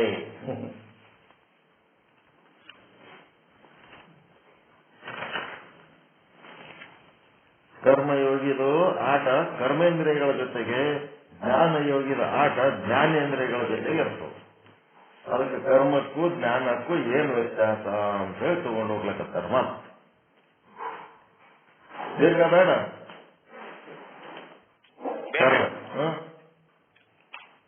ತಾವೆಲ್ಲ ತಿಳ್ಕೋಬೇಕು. ಕರ್ಮಕ್ಕೂ ಜ್ಞಾನಕ್ಕೂ, ಕರ್ಮೇಂದ್ರಿಯಗಳಿಂದ ಉಂಟಾದ ಅನುಭವ ಕರ್ಮ, ಜ್ಞಾನೇಂದ್ರಿಯಗಳಿಂದ ಉಂಟಾದ ಅನುಭವ ಜ್ಞಾನ. ಇವು ಕರ್ಮ.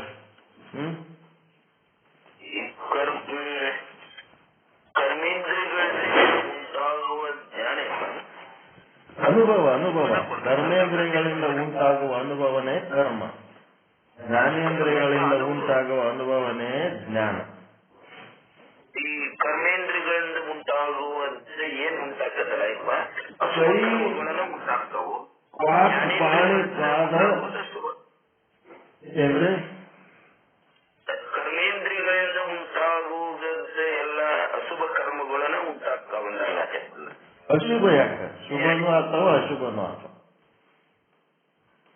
ಎರಡು ಆಗ್ತಾವ. ಶುಭ ಅಶುಭ ಕರ್ಮನ ಅಶುಭ ಅಂತೇಳಿ ಈ ಒಂದಿಷ್ಟು ಮಂದಿ ಆ ಕರ್ಮನ ಶಬ್ದ ತೆಗೆದು ಕಾಯಕ ಮಾಡ್ಲಕ್ ಹೋಗಿ ಆ ಕರ್ಮಕ್ಕೆ ಅಪಾರ್ಥ ಉಂಟು ಮಾಡ್ಯಾರ. ಕಾಯಕ ಬೇರೆ ಕರ್ಮ ಬೇರೆ ಇಂಥವೆಲ್ಲ ಮಾತಾಡ್ಲಕ್ ಹೋಗಿ ಆ ಕರ್ಮದ ಅರ್ಥ ತಪ್ಪು ಮಾಡ್ಯಾರ. ಕರ್ಮ ಶುಭ ಕರ್ಮ ಅಶುಭ ಕರ್ಮ ಇರಂಗಿಲ್ಲೇನು?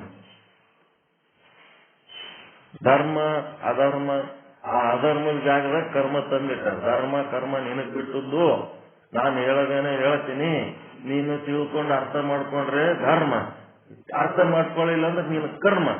ಇವೆಲ್ಲ ಬೇಕೂಫರು ಮಾತಾಡೋ ಭಾಷೆಗಳು. ಕರ್ಮಕ್ಕೂ ಶುಭ ಕರ್ಮ ಅಶುಭ ಕರ್ಮ, ಧರ್ಮನು ಶುಭ ಧರ್ಮ ಅಶುಭ ಧರ್ಮ, ಅಶುಭ ಧರ್ಮಕ್ಕೆ ಅಧರ್ಮ ಅಂತಾರ, ಧರ್ಮಕ್ಕೆ ಶುಭ ಧರ್ಮಕ್ಕೆ ಧರ್ಮ ಅಂತಾರ. ಅವೆಲ್ಲ ಹೊಲಸು, ಏನು ಸಿದ್ಧಾಂತದ ಹಿನ್ನೆಲೆ ಇರ್ಲಾರ್ದಂತ ಮೂರ್ಖರು ಆಡೋ ಭಾಷೆಗಳವೆಲ್ಲ.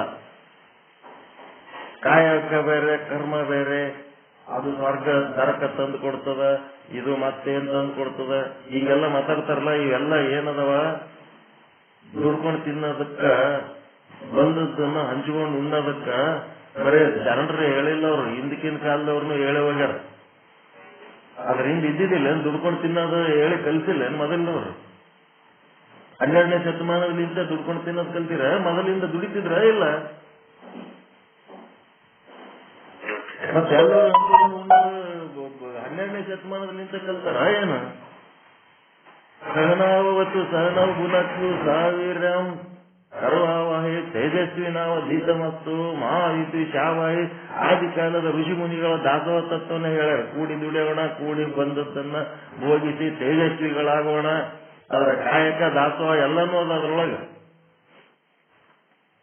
ಅವು ಹಿಂದಿಂದ ಎಲ್ಲ ವೇದ ಆಗಮ ಉಪನಿಷತ್ತುಗಳನ್ನ ನೆಲಕ್ಕೆ ಕೆಡಾಕಿ ವಚನ ಸಾಹಿತ್ಯನೇ ಶ್ರೇಷ್ಠ ಮಾಡ್ಲಕ್ ಹೋಗಿ ಆ ಶಬ್ದಗಳ ಅರ್ಥಗಳು ಹೊಲಸು ಮಾಡ್ಯಾರ. ಈಗ ನೋಡ್ರಿ ನಿಮ್ಗೆ ಹೆಂಗ್ ಬಂತದ ಕರ್ಮ ಅಂದ್ರೆ ಅಶುಭ ಕರ್ಮ ಅಂತ ತಿಳ್ಕ, ಹಂಗಲ್ಲ. ಅದ್ರ ಸಲುವಾಗಿ ನಾನು ಎಲ್ಲ ಓಟು ಸೈಡಿಗಿಟ್ಟು ಮೂಲ ಸಿದ್ಧಾಂತಕ್ಕೆ ಕೈ ಹಾಕೊಂಡು ಹೊಂಟೀನಿ ನಾನು.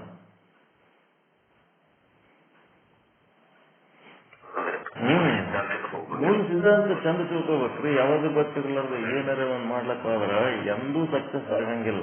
ನೀವು ಹೋಗಿ ಇದೆಲ್ಲ ತಿಳ್ಕೊಂಡ ಮೇಲೆ ನೀವು ಸಿದ್ಧಾಂತ ಶಿಖಾಮಣಿ ಮುಟ್ರಿ, ವಚನ ಸಾಹಿತ್ಯ ಮುಟ್ರಿ, ಅದು ನಿಮ್ಗೇನಾಗ್ತದ ಕಾಮಧೇನು ಕಲ್ಪವೃಕ್ಷ ಆಗ್ತದ. ಮೂಲ ಸಿದ್ಧಾಂತ ತಿಳ್ಕೊಳ್ಳಾರ್ದೆ ಹೋಗಿ ಏನಾರ ಮಾಡ್ಲಕ್ಕ ಹೋದ್ರ ಅದು ಬ್ಯಾಲೆನ್ಸ್ ಔಟ್ ಮಾಡಿಬಿಡ್ತದ, ಕೆಡಾಕಿ ಬಿಡ್ತದ, ಔಟ್ ಮಾಡ್ತದ. ಬ್ಯಾಲೆನ್ಸ್ ಇರ್ಲಾರ್ದು ಸುಮ್ನೆ ಏನಾರ ಮಾಡ್ಲಕ್ಕ ಹೋಗಿ ಎಲ್ಲರೂ ಕುಂದ್ರದು, ಯಾವನೋ ಒಂದ್ ವಚನ ಹೇಳ್ತಿರ್ತಾನ, ಅವ ಕೇಳಿದ್ದು ಇವ ಹೇಳಿದ ಮೂಲ ಸಿದ್ಧಾಂತ ಗೊತ್ತಿಲ್ಲ, ಮಣ್ಣು ಗೊತ್ತಿಲ್ಲ, ಅದರಿಂದ ಹೋಗಿ ಇನ್ನೊಬ್ಬನಿಗೆ ಹೇಳೋದು. ಮಂದಿನ ಜಮಾಸೋದು ಒಂದಿವ್ಸ ಮಂದಿಗೆ ಗೊತ್ತಿರ್ತದ, ಜನರಿಗೆ ಹೆಂಗ್ ಜಮಾ ಹಾಕ್ಬೇಕನ್ನೋದು ಒಂದ್ ಕಲೆ ಇರ್ತದ. ಆ ಕಲೆಯಿಂದ ಜಗ್ಗಿ ಜನ ಸೇರ್ತಂತ ಕಲಿಸ್ತಾರ. ಆ ಏಸ್ ಮಂದಿ ಕಲ್ತಿರೋದೇ ಕಲ್ಕೊಂಡವನು ಒಬ್ಬನೋ ಇಬ್ರೋ ಇರ್ತಾರೆ ಅಷ್ಟೇ ಮುಮುಕ್ಷುಗಳು. ಸುಡುವಾದಾಗ ಶೇಂಗಾ ಇದ್ದಂಗೆ ಉಳಿದು ಎಲ್ಲ ಮಂಡಳ ಇರ್ತಾವ. ಜನಸಂಖ್ಯೆ ತಗೊಂಡು ಏನ್ ಮಾಡ್ತೀರಿ? ಮಂಡಳ ಬೇಕಾ, ಶೇಂಗಾ ಪುಟಾಣಿ ಬೇಕಾ?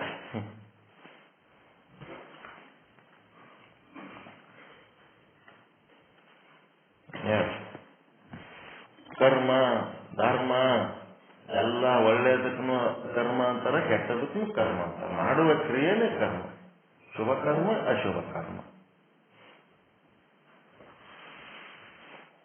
ಇಲ್ಲ ನಮ್ಮಲ್ಲಿ ಅಂತಿರ್ತಾರ, ನಮ್ಮಲ್ಲಿ ಏನು ನಾನೇನು ಯಜಮಾನ ಹಿರೆಯಾಗಿ ಹೇಳೋದು ಹೇಳ್ತೀನಪ್ಪ, ನೀನ್ ಒಳ್ಳೇದಕ್ಕ ಹೇಳಿದ್ರೆ ನೀನ ಧರ್ಮ, ಹೇಳಲಿಲ್ಲ ಅಂದ್ರೆ ನೀನು ಕರ್ಮ. ಅಂದ್ರೆ ಅದಕ್ಕೆ ನೆಗೆಟಿವ್ ಮೀನಿಂಗ್ ಕೊಟ್ರ ಇಲ್ಲ ಅಲ್ಲಿ. ಧರ್ಮ ಅಂದ್ರೆ ಪಾಸಿಟಿವ್ ಅಂತ, ಕರ್ಮ ಅಂದ್ರೆ ನೆಗೆಟಿವ್ ಅಂತ.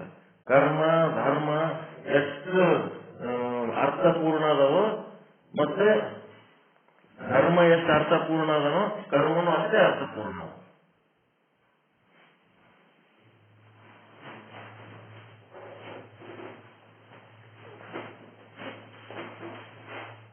ಸರಿಯಾಗಿ ತಿಳ್ಕೊಂಡು ಮಾತಾಡೋದು, ಪೂರ್ತಿ ತಿಳ್ಕೊ. ಶುಭ ಕರ್ಮ ಅಶುಭ ಕರ್ಮ, ಶುಭ ಧರ್ಮ ಅಶುಭ ಧರ್ಮ. ನಾವೀಗ ಶುಭ ಕಾಯಕ ಅಶುಭ ಕಾಯಕ ಏನ್ರಿ? ಶುಭ ಕಾಯಕ ಅಶುಭ ಕಾಯಕ. ಶುಭ ಕಾಯಕ ಅಶುಭ ಕಾಯಕ ಇಲ್ಲಲ್ಲಿ. ಅಲ್ಲಿ ಕಾಯಕ ಅಂತಂದ್ರೆ ಒಂದು ಅರ್ಥ ಅದ.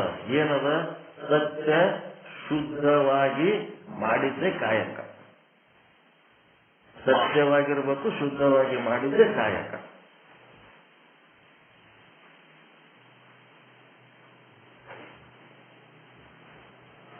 ಅಸತ್ಯ ಅಶುದ್ಧ ಕಾಯಕ, ಅದು ಕಾಯಕ ಆಗಂಗೆ ಇಲ್ಲ.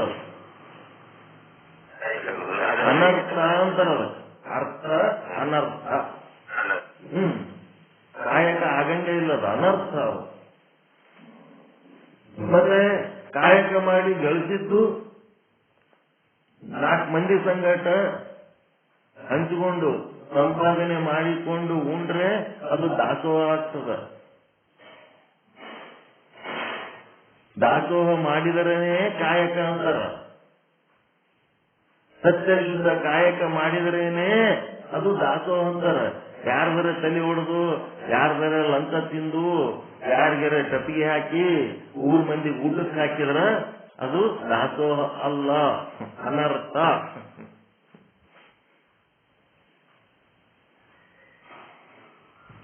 ಸತ್ಯ ಶುದ್ಧವಾಗಿ ಮಾಡಿದ್ದು ಕಾಯಕ.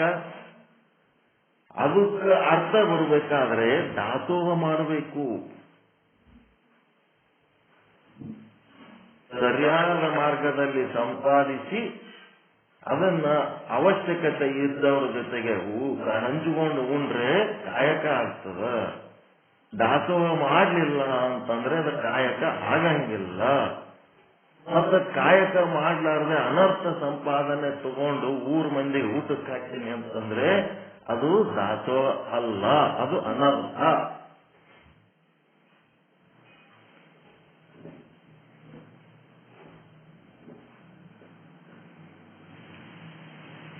ಮಣ ಲಂಚ ತಿಂತಾರ, ಆಫೀಸ್ನಾಗ ಕಾಯಕ ಮಾಡ್ಲಕತ್ತೀನಿ ಅಂತಿರ್ತಾರ. ಅಂತವ್ರು ಕಳ್ರು, ಅವ್ರು ಮಾಡೋದು ಕಾಯಕ ಅಂತಾರ. ಮತ್ತೆ ಹೆಚ್ಚಿನ ಸಂಪಾದನೆ ದುಡಿಮೆ ಸಂಪಾದನೆ ಮಹಾಪಾಪ ಅಂತ ಅಂತಾನೆ. ಕಾಯಕ ಅನ್ನೋ ಶಬ್ದ ಬಳಸ್ಲಕ್ಕೂ ನಾಲಾಯಕರು.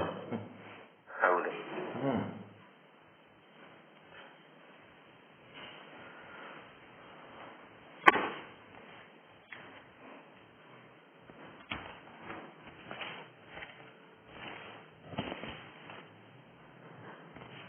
Okay, time ಆಗ್ಲಕತ್ತಲ್ರಿ.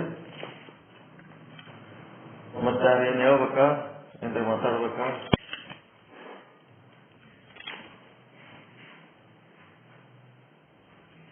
ನಾವು ಎಷ್ಟು ದಾರಿ ತಪ್ಪಿದ್ದೆವು, ಎಷ್ಟು ಶಬ್ದಗಳನ್ನು ಅಪಾರ್ಥ ಮಾಡಿದ್ದೆವು, ಎಷ್ಟು ದೇವತೆಗಳನ್ನ ನಾವು ಸುಮ್ನೆ ಟೀಕೆ ಮಾಡಿವಿ, ಎಷ್ಟು ಧರ್ಮಗಳನ್ನ ಕಡೆಗಣಿಸಿವಿ, ಅವೆಲ್ಲ ಎಂತ ಪಾಪಗಳು ಮಾಡಿವೆಲ್ಲ ಅಂತೇಳಿ ಇದು ಮೂಲ ಸಿದ್ಧಾಂತಕ್ಕೆ ಬಂದವರಿಗೆ ಅರ್ಥ ಆಗ್ತದೆ. ಮೂಲ ಸಿದ್ಧಾಂತ ಗೊತ್ತಿರೋರಿಗೆ ಏನೇನೋ ಮಾಡ್ತಿರ್ತಾರೆ, ಮಾಡ್ಲಿ ಬಿಡು ಅನ್ಬೇಕು, ನೋಡ್ಬೇಕು ಅವ್ರಿಗೆ. ಆಯ್ತು ನೋಡ್ಕೆ ನೋಡಿ ನಾವು ಕುಂಬಿಡ್ಬೇಕಷ್ಟೇ. ಯಾಕಂದ್ರೆ ಅವ್ರಿಗೆ ಇಷ್ಟೆಲ್ಲ ತಿಳ್ಕೊಳಕ್ ಎಲ್ಲದ ಪೇಷನ್ಸ್.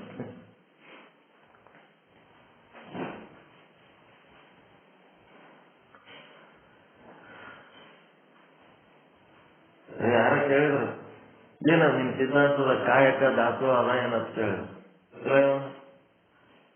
12ನೇ ಶತಮಾನದಲ್ಲಿಂತೆ ನಿಮಗ್ ಕಾಯಕ ದಾಸೋ ದುಡ್ಕೊಂಡು ಉಣ್ಬೇಕು, ಕೂಡ್ ಉಣ್ಬೇಕು ಅನ್ನೋ ಕಲ್ಚಾರ ಅದಕ್ಕಿಂತ ಮೊದಲು ಕಲ್ಸಿಲ್ಲ ಏನಂತ ಕೇಳೋಣ. ದುಡಿತಿದ್ರ ಇಲ್ಲ 12ನೇ ಶತಮಾನದಕ್ಕಿಂತ ಹಿಂದಿನ ಮಂದಿ ಒಬ್ಬರಿಗೊಬ್ರು ಹಂಚ್ಕೊಂಡು ಉಣ್ತಿದ್ರ ಇಲ್ಲ ಅವಾಗ್ಲಿಂತ ಕಲ್ತಾರ ನೀವು? ಸಹನಾವ್ ಅವತ್ತು ಅಂದ್ರೆ ಎಲ್ಲರೂ ಒಂದ್ ಕಡೆ ಸೇರಂ ಬರ್ರಪ್ಪ ಅಂದಂಗ ಸಹನಾವ್ ಅವತ್ತು ಬರ್ರಿ. ಸಹವೀರಂ ಕರವಾವಹೈ ಸದನವು ಬುನಕ್ತು ಅಂದ್ರೆ ಸಹವೀರಂ ಎಲ್ಲರೂ ಕೂಡಿ ಕೆಲಸ ಮಾಡೋಣ, ದುಡಿಯೋಣ. ಅದು ಇದರಿಂದ ಏನ್ ಫಲ ಬರ್ತದ? ಸಹನವು ಬುನಕ್ತು, ಎಲ್ಲರೂ ಕೂಡಿ ಅದನ್ನ ಭೋಗಿಸೋಣ. ಒಬ್ಬೊಬ್ಬರ ಇಂಡಿವಿಜುವಾಲಿಟಿ ಇಲ್ಲ, ಎಲ್ಲರೂ ಕೂಡಿ ದುಡಿಯೋಣ, ಎಲ್ಲರೂ ಕೂಡಿ ಉಣ್ಣೋಣ. ಈ ರೀತಿ ಇದ್ದೇವೆ ಅಂದ್ರೆ ತೇಜಸ್ವಿ ನಾವದೈತ ತೇಜಸ್ವಿಗಳಾಗೋಣ, ಎಲ್ಲರೂ ತೇಜಸ್ವಿಗಳಾಗ್ತೀವಿ ಈ ರೀತಿ ಮಾಡಿದೆವಂತ ಸರಿ. ಮಾ ವಿದ್ವೇಷಾವಹೈ, ನಮ್ಮೊಳಗೆ ಎಂದೂ ದ್ವೇಷಗಳು ಭಿನ್ನಾಭಿಪ್ರಾಯಗಳು ಬರದೇ ಇರಲಿ. ಇದರ ಕಾಯಕ ದಾಸೋ ಆದ ಇಲ್ರಿ. ಸಹವೀರ್ಯಂ ಕರವಾವಹೈ ಅಂತಂದ್ರೆ ಅದು ಕಾಯಕ ಹೌದಾ ಅಲ್ಲ?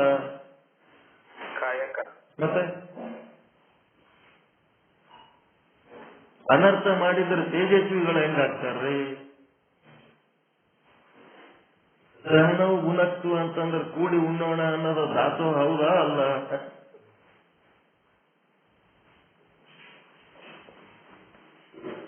ತೇಜಸ್ವಿಗಳಾಗಬೇಕಾದ್ರೆ ಅನರ್ಥದ ದಾಸೋಹ ಮಾಡ್ಲಾರ್ದ ಅನರ್ಥ ಇತ್ತು, ಕಾಯಕ ಮಾಡ್ಲಾರ್ದ ಸತ್ಯ ಶುದ್ಧ ಇಲ್ಲ, ತೇಜಸ್ವಿಗಳು ಹೆಂಗಾಗ್ತಾರ? ತೇಜಸ್ವಿಗಳಾಗಬೇಕಾದ್ರೆ ಅಲ್ಲಿ ಸತ್ಯದ ಒಂದು ಬಲ ಇದ್ರೆ ತೇಜಸ್ವಿಗಳಾಗ್ತಾರ.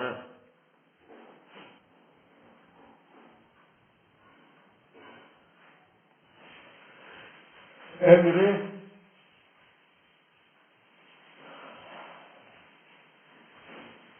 ಜನರ ಜೀವನ ಅಜ್ಞಾನದ ಕಾರಣ ಕಾಲಾಂತರದಲ್ಲಿ ಏನಾಗ್ತಿರ್ತದಂತಂದ್ರೆ ಜೀವನ ಮಟ್ಟ ಕೆಳಮಟ್ಟಕ್ಕೆ ಇಳಿತಿರ್ತದ. ಸುಧಾರಣೆ ಮಾಡೋರು ಬರ್ತಿರ್ತಾರ, ಬಂದು ಒಂದ್ ಸ್ವಲ್ಪ ಮ್ಯಾಲೆ ಎತ್ತಿ ಇಡ್ತಾರ, ಆಮೇಲೆ ಮತ್ತೆ ಕೆಳಗಿಳಿತದ, ಮತ್ತೆ ಎತ್ತಿ ಇಡ್ತಾರೆ. ಎತ್ತಿಡೋರು ಬರ್ತಿರ್ತಾರೆ, ಅವಾಗ ಅವತಾರಿ ಪುರುಷರು ಬಂದು ಉದ್ಧಾರ ಮಾಡಿ ಹೋಗ್ತಿರ್ತಾರೆ. ಮತ್ತೆ ಜನರ ಜೀವನ ಹಿಂಗೇ ಮಾಡ್ಕೋತ ಕೆಳಗಿಳಿತದ, ಮತ್ತೆ ಮ್ಯಾಲೆ ಎತ್ತಿಡ್ತಾರೆ ಅಷ್ಟೇ. ಆದ್ರೆ ಎಲ್ಲಾ ಕಾಲದಲ್ಲಿ ಎಲ್ಲ ಪ್ರಿನ್ಸಿಪಲ್ ಯಾರು ಏನು ಹೊಸದು ಹೇಳಿಲ್ಲ. ಇದು ಬರ್ಕೊಂಡ್ಬಿಡ್ರಿ ಒಂದ್ ಕಡೆ. ಸಿದ್ಧಾರ್ಥನು ಹೊಸದು ಹೇಳಿಲ್ಲ, ಭಗವಾದಿ ಶರಣರು ಹೊಸದು ಹೇಳಿಲ್ಲ, ಶಂಕರಾಚಾರ್ಯನು ಹೊಸದು ಹೇಳಿಲ್ಲ, ಮಧ್ವಾಚಾರ್ಯನು ಹೊಸದು ಹೇಳಿಲ್ಲ, ರೇಣುಕಾಚಾರ್ಯನು ಹೊಸದು ಹೇಳಿಲ್ಲ. ಇವ್ರು ಯಾರ್ಯಾರು ಇವರೆಲ್ಲ ಬರೀ ಹೇಳೋಗವ್ರು ಇವರು. ಅದು ಮೂಲ ಸತ್ಯ ಕಂಡಿಡಿದವರು ಋಷಿ ಮುನಿಗಳು, ಆದಿ ಕಾಲದ ಸನಾತನ ಕಾಲದ ಋಷಿ ಮುನಿಗಳು ಕಂಡಿಡಿದಾರೆ. ಸತ್ಯವನ್ನ ಹೇಳು, ಸತ್ಯಂ ವದ ಧರ್ಮಂ ಚರ, ಕಳಬೇಡ ಕೊಲಬೇಡ. ಅದಕ್ಕಿಂತ ಮೊದಲು ಜನರೇನು ಸುಳ್ಳು ಹೇಳ್ತಿದ್ರ? ಏನು ಸತ್ಯದ ಪರಿಕಲ್ಪನೆ ಇತ್ತ ಇಲ್ಲ? ಮೊದಲು ಮತ್ತೆ ಅದು ಸತ್ಯದ ಪರಿಕಲ್ಪನೆ ಕಂಡಿಡಿದ ಮೂಲ ಪುರುಷ ಋಷಿ, ಸತ್ಯದರ್ಶಿ, ಸನಾತನ ಋಷಿ ಮುನಿಗಳು.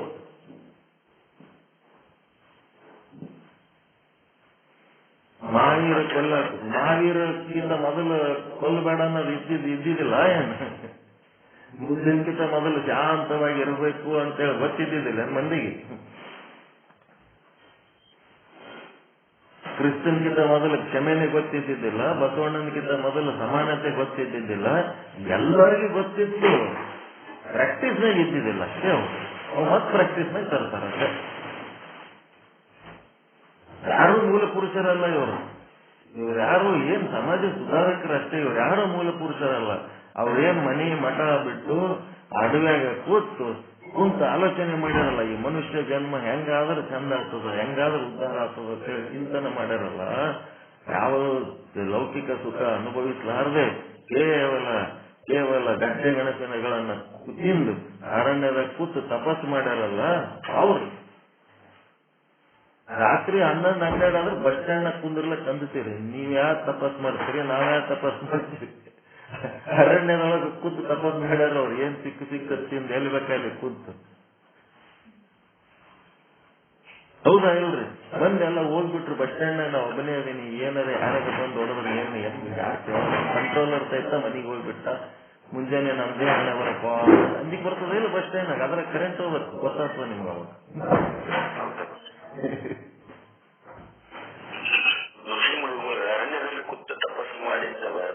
ನೆನಪು ಮಾಡ್ಕೋರಿ ಒಂದ್ ಸ್ವಲ್ಪ, ಅದನ್ನ ಕಲ್ಪನೆಗೆ ತಂದುಕೋರಿ ಒಂದ್ ಸ್ವಲ್ಪ. ಯಾರನ್ನಾರ ಫೇಮಸ್ ಮಾಡ್ಲಕ್ ಹೋಗ್ತೀವಿ ನಾವು, ಆಕ್ಚುಲಿ ಅವ್ರನ್ನೇ ಮರ್ತು ಬಿಟ್ಟಿವಿ. ಇದು ಸತ್ಯದರ್ಶಿಗಳು ಏನಂದ್ರೆ ಅವ್ರನ್ನೇ ಮರ್ತು ಬಿಟ್ಟಿವಿ ನಾವು. ಅವ್ರು ಹೇಳಿದ್ ನಾವು ಹೇಳಕತ್ತೀವಿ ಅಟೆ. ಚಂದ ಮಾತು ಕಲ್ತೀವಿ, ಸಿಂಗಾರ ಮಾಡಿ ಹೇಳ್ತೀವಿ ಅಟೆ.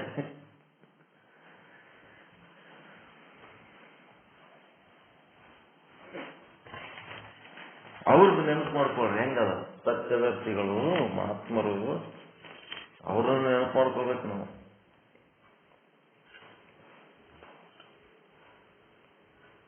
ಅವ್ರನ್ನ ನೆನಪಿನಾಗ ಇಟ್ಕೊಂಡೇವು ಅಂದ್ರೆ ನಾವು ಏನ್ ಮಾಡೀವಿ ಇಲ್ಲಿ ತನಕ, ಯಾರ್ಯಾರಿಗೆ ಹೊಗಳ್ತೀವೋ ಅವ್ರೆಲ್ಲ ಏನೇನು ಮಾಡಿಲ್ವ. ಮೂಲದಲ್ಲಿ ಏನ್ ಮಾಡ್ಬೇಕು ಅವ್ರು ಮಾಡ್ಯಾರ, ಹೋಗ್ಯಾರ ಎಲ್ಲ. ಅವ್ರ ಹೆಸರುಗಳೇ ಇಲ್ಲ ಯಾರ ಬಾಯಿ ಒಳಗೆ. ಇದೇ ಅಂತ ಸಮಸ್ಯೆ ಅದ ನೋಡಿ.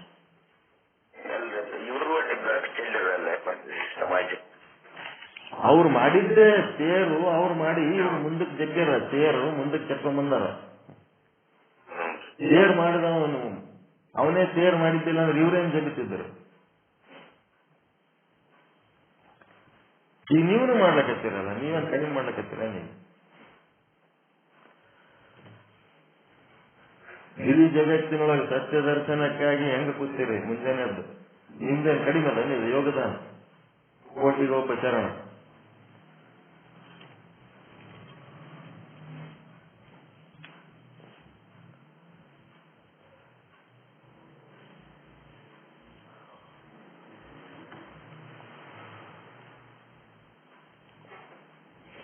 ಮತ್ತೆ ಹೆಂಗ್ರಿ ಮುಂದೇನ್ ಮಾಡೋದು?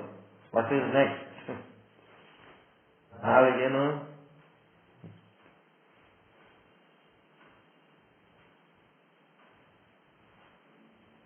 ನಾಳೆಗೇನ್ ತಿಳ್ಕೊಳ್ಳೋರದಿರಿ?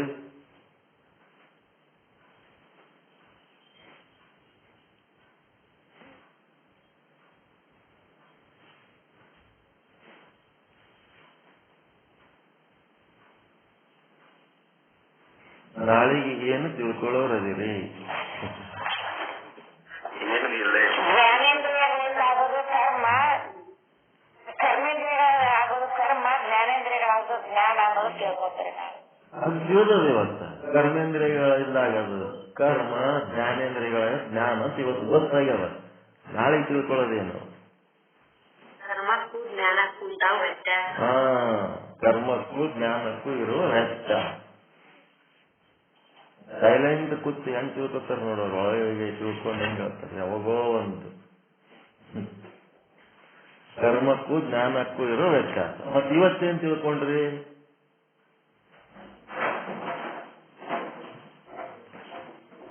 ವ್ಯವಹಿತವಾದ ವಸ್ತುವಿನ ಜ್ಞಾನ ಅಧ್ಯಾಸಕ್ಕೆ ಹೇತುವಾಗುವುದಿಲ್ಲ. ಅವ್ಯವಹಿತವಾದ ಆ ವಸ್ತುವಿನ ಜ್ಞಾನದ ಸಂಸ್ಕಾರ ನಮ್ಮೊಳಗೆ ಏನದಲ್ಲ, ಆ ಸಂಸ್ಕಾರ ಅಧ್ಯಾಸಕ್ಕೆ ಹೇತುವಾಗಿರುತ್ತದೆ. ಅವ್ಯವಹಿತ ಪೂರ್ವ ಕಾಲದಲ್ಲಿರುವ ವಸ್ತುವಿನ ಜ್ಞಾನಜನ್ಯ ಸಂಸ್ಕಾರ ಏನದಲ್ಲ ಅದು ಅಧ್ಯಾಸಕ್ಕೆ ಹೇತುವಾಗಿರುತ್ತದೆ. ವ್ಯವಹಿತವಾಗಿರುವಂತ ವಸ್ತುವಿನ ಜ್ಞಾನವೇ ಸಂಸ್ಕಾರಕ್ಕೆ ನೇರವಾಗಿ ಹೇತುವಾಗಿಲ್ಲ. ನಡವರ್ಕದ ಸಂಸ್ಕಾರ ಅನ್ನೋದು ತಂದು ಸೇರ್ಸ್ಯಾರ. ಜ್ಞಾನವು ಸಂಸ್ಕಾರಜನ್ಯಕ್ಕೆ ಕಾರಣ ಮತ್ತು ಸಂಸ್ಕಾರವು ಅಧ್ಯಾಸಜನ್ಯಕ್ಕೆ ಕಾರಣ. ಇಷ್ಟು ಇಲ್ಲಿ ತನಕ ತಿಳ್ಕೊಂಡೆವು. ಅಧ್ಯಾಸ ಹುಟ್ಟಬೇಕಾದ್ರೆ ಸಂಸ್ಕಾರ ಬೇಕು, ಸಂಸ್ಕಾರ ಹುಟ್ಟಬೇಕಾದ್ರೆ ಜ್ಞಾನ ಬೇಕು. ಅಧ್ಯಾಸ ಇಲ್ಲ ಅಂತಂದ್ರೆ ಸಂಸ್ಕಾರ ಇಲ್ಲ, ಸಂಸ್ಕಾರ ಇಲ್ಲ ಅಂದ್ರೆ ಜ್ಞಾನ ಇಲ್ಲ, ಜ್ಞಾನ ಇಲ್ಲ ಅಂದ್ರೆ ಸಂಸ್ಕಾರ ಇಲ್ಲ, ಸಂಸ್ಕಾರ ಇಲ್ಲ ಅಂದ್ರೆ ಅಧ್ಯಾಸ.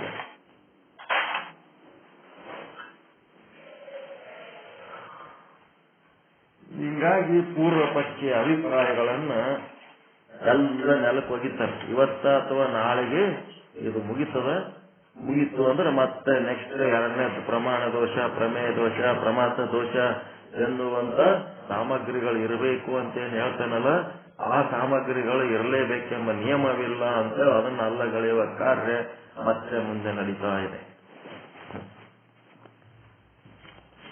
ಓಕೆ, ಇಡಲ್ರಿ ಮುಗಿತಾ? ಓಂ ಪೂರ್ಣಮದ ಪೂರ್ಣಮಿದಂ ಪೂರ್ಣಾತ್ ಪೂರ್ಣಮುದಚ್ಯತೆ ಪೂರ್ಣಸ್ಯ ಪೂರ್ಣಮಾದಾಯ ಪೂರ್ಣಮೇವಾವಶಿಷ್ಯತೆ.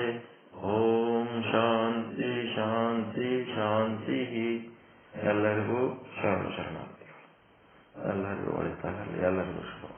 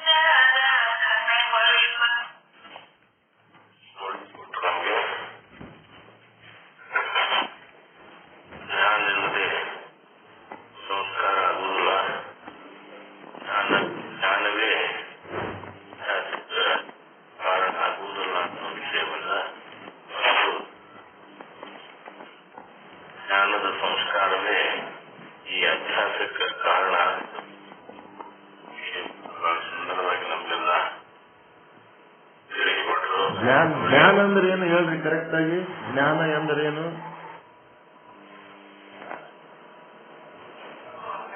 ವಿಷಯ ಮತ್ತು ಇಂದ್ರಿಯಗಳು ಸಂಯೋಗವಾಗಿರುವ ತನಕ ಉಂಟಾಗುವ ಅನುಭವ.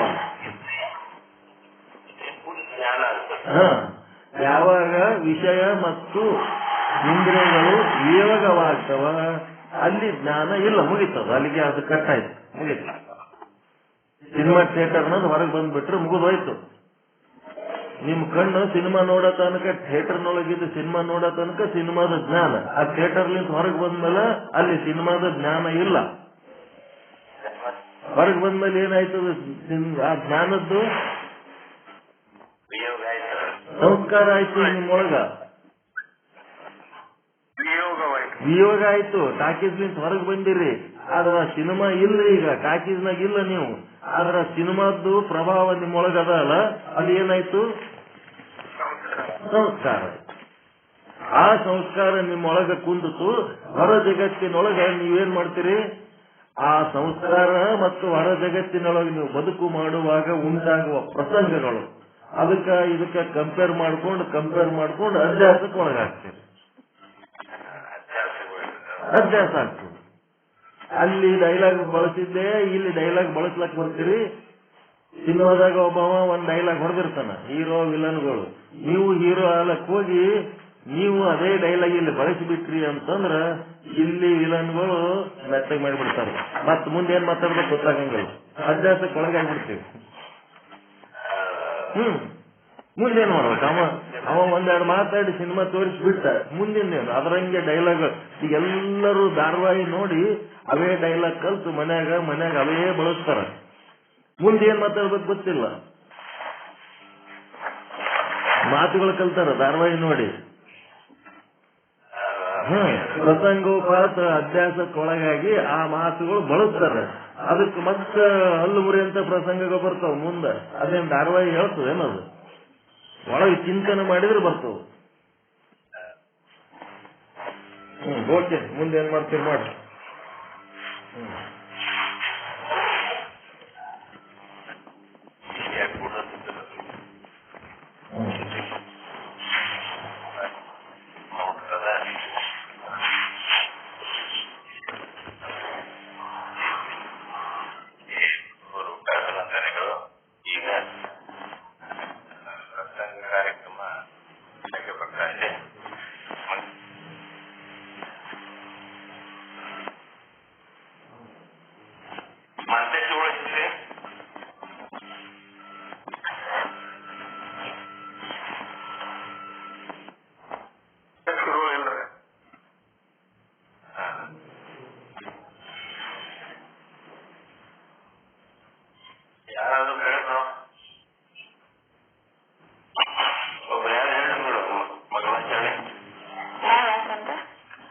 ನಿಜಾನಂದ ಜ್ಯೋತಿ ನಿಜವಾಗಿ ಬೆಳಗಿರಿ ನಿಶ್ಚಲದಾಸರಿಗೆ, ಅಜರರಿಗಾಧಾರವೇ ಕಾನಾದ ಪರಮ ಸದ್ಗುರುವರನಿಗೆ, ಶ್ರುತಿ ಶಿರದರ್ಥವ ಮತಿಯಲ್ಲಿ ನೆಲೆಸಿದ ಪತಿತ ಪಾವನಗೆ, ಸತಿಗಾನದ ನರ ಅಜ್ಞರಿಗರುವನು ತೋರಿದ ಧೀರನಿಗೆ, ಕುಟಿಲೋಕ್ತಿಗಳನ್ನು ಪಟುವಾಗಿ ಟೀಕಿಸಿದವನು ಬೋಧಿಪಗೆ, ಷಡ್ದರ್ಶನದ ಸಾರವ ಬೀರಿದ ಯುಕ್ತಿ ಪ್ರಕಾಶಕಗೆ, ಅಸ್ತಿತ್ವಗಲದ ಮತ್ತೊಂದಲ್ಲದ ತತ್ವವ ತಿಳಿಸಿದವಗೆ, ವೃತ್ತಿ ಪ್ರಭಾಕರ ಕೃತಿಯನ್ನು ರಚಿಸಿದ ಪರತರ ಪಂಡಿತಗೆ, ವಿಚಾರ ಸಾಗರ ಕರುಣಿಸಿ ಪರಿಭವ ಪಾದಯ ಕೆಡಿಸಿದಗೆ, ಅಚಲಾದ್ವಯ ನಿಜ ನಿರುಪಮ ನಿರ್ಗುಣ ಪರಮಾಚಾರ್ಯರಿಗೆ, ಪರಮ ದಯಾನಿಧಿಗಾದು ಗುರುವಿನ ಬೋಧಾಮೃತ ಸುತಗೆ, ವರ ಪ್ರಣವಾತ್ಮಕ ನಿಗಮಾತೀತಗೆ, ನಿಶ್ಚಲದಾಸರಿಗೆ, ನಿಶ್ಚಲದಾಸರ ಕೃತಿಯನ್ನು ಅರಿದ ಗುರು ಶಿವನಂದರಿಗೆ, ನಿಶ್ಚಿಂತವಾಗಿ ನಿಜವನ್ನು ವಂಚಿತ ಗುರುನಾಥ ನಿಮ್ಮಡಿಗೆ, ನಿಶ್ಚಿಂತವಾಗಿ ನಿಜವನ್ನು ವಂಚಿತ ಗುರುನಾಥ ನಿಮ್ಮಡಿಗೆ. ಓಂ ಚೈತನ್ಯಂ ಶಾಶ್ವತಂ ಶಾಂತಂ ವ್ಯೋಮಾತೀತಂ ನಿರಂಜನಂ ನಾದಬಿಂದುಕಲಾತೀತಂ ತಸ್ಮೈ ಶ್ರೀ ಗುರುವೇ ನಮಃ. ಸ್ಥಾವರಂ ಜಂಗಮಂ ಚೈವ ತಥಾ ಚೈವ ಚರಾಚರಂ ವ್ಯಾಪ್ತಮೇನ ಜಗತ್ ಸರ್ವಂ ತಸ್ಮೈ ಶ್ರೀ ಗುರುವೇ ನಮಃ. ಜ್ಞಾನಶಕ್ತಿ ಸಮಾರೂಢ ತತ್ವಮಾಲಾ ವಿಭೂಷಿತ ಭಕ್ತಿ ಮುಕ್ತಿ ಪ್ರದಾತಾಯ ತಸ್ಮೈ ಶ್ರೀ ಗುರುವೇ ನಮಃ. ಅನೇಕ ಜನ್ಮ ಸಂಪ್ರಾಪ್ತ ಸರ್ವಕರ್ಮ ವಿದಾಹಿನೇ ಸ್ವಾತ್ಮಜ್ಞಾನ ಪ್ರಭಾವೇನ ತಸ್ಮೈ ಶ್ರೀ ಗುರುವೇ ನಮಃ. ನ ಗುರುರಧಿಕಂ ತತ್ವಂ ನ ಗುರುರಧಿಕಂ ತಪ ತತ್ವಂ ಜ್ಞಾನಾತ್ ಪರಂ ನಾಸ್ತಿ ತಸ್ಮೈ ಶ್ರೀ ಗುರುವೇ ನಮಃ. ಮನ್ನಾಥ ಶ್ರೀ ಜಗನ್ನಾಥೋ ಮದ್ಗುರು ಶ್ರೀ ಜಗದ್ಗುರುಃ ಮಮಾತ್ಮ ಸರ್ವಭೂತಾತ್ಮ ತಸ್ಮೈ ಶ್ರೀ ಗುರುವೇ ನಮಃ. ಧ್ಯಾನ ಮೂಲಂ ಗುರುಮೂರ್ತಿ ಪೂಜಾ ಮೂಲಂ ಗುರುಪದಂ ಮಂತ್ರ ಮೂಲಂ ಗುರುರ್ವಾಕ್ಯಂ ಮೋಕ್ಷ ಮೂಲಂ ಗುರುಕೃಪಾ ಗುರುರಾಧನಾದಿಶ್ಚ ಗುರು ಪರಮ ದೈವತಂ ಗುರು ಪರತರಂ ನಾಸ್ತಿ ತಸ್ಮೈ ಶ್ರೀ ಗುರುವೇ ನಮಃ. ತಸ್ಮೈ ಶ್ರೀ ಗುರುವೇ ನಮಃ. ತಸ್ಮೈ ಶ್ರೀ ಗುರುವೇ ನಮಃ. ಪರಮಾನಂದ ಪ್ರಾಪ್ತಿ ಭವ, ಸರ್ವ ದುಃಖ ನಿವೃತ್ತಿ ಭವ, ಇಷ್ಟಾರ್ಥ ಸಿದ್ಧಿರಸ್ತು, ಯಶಸ್ವಿ ಭವ, ಯಶಸ್ವಿ ಭವ. ಓಂ ಶಾಂತಿ ಶಾಂತಿ ಶಾಂತಿ.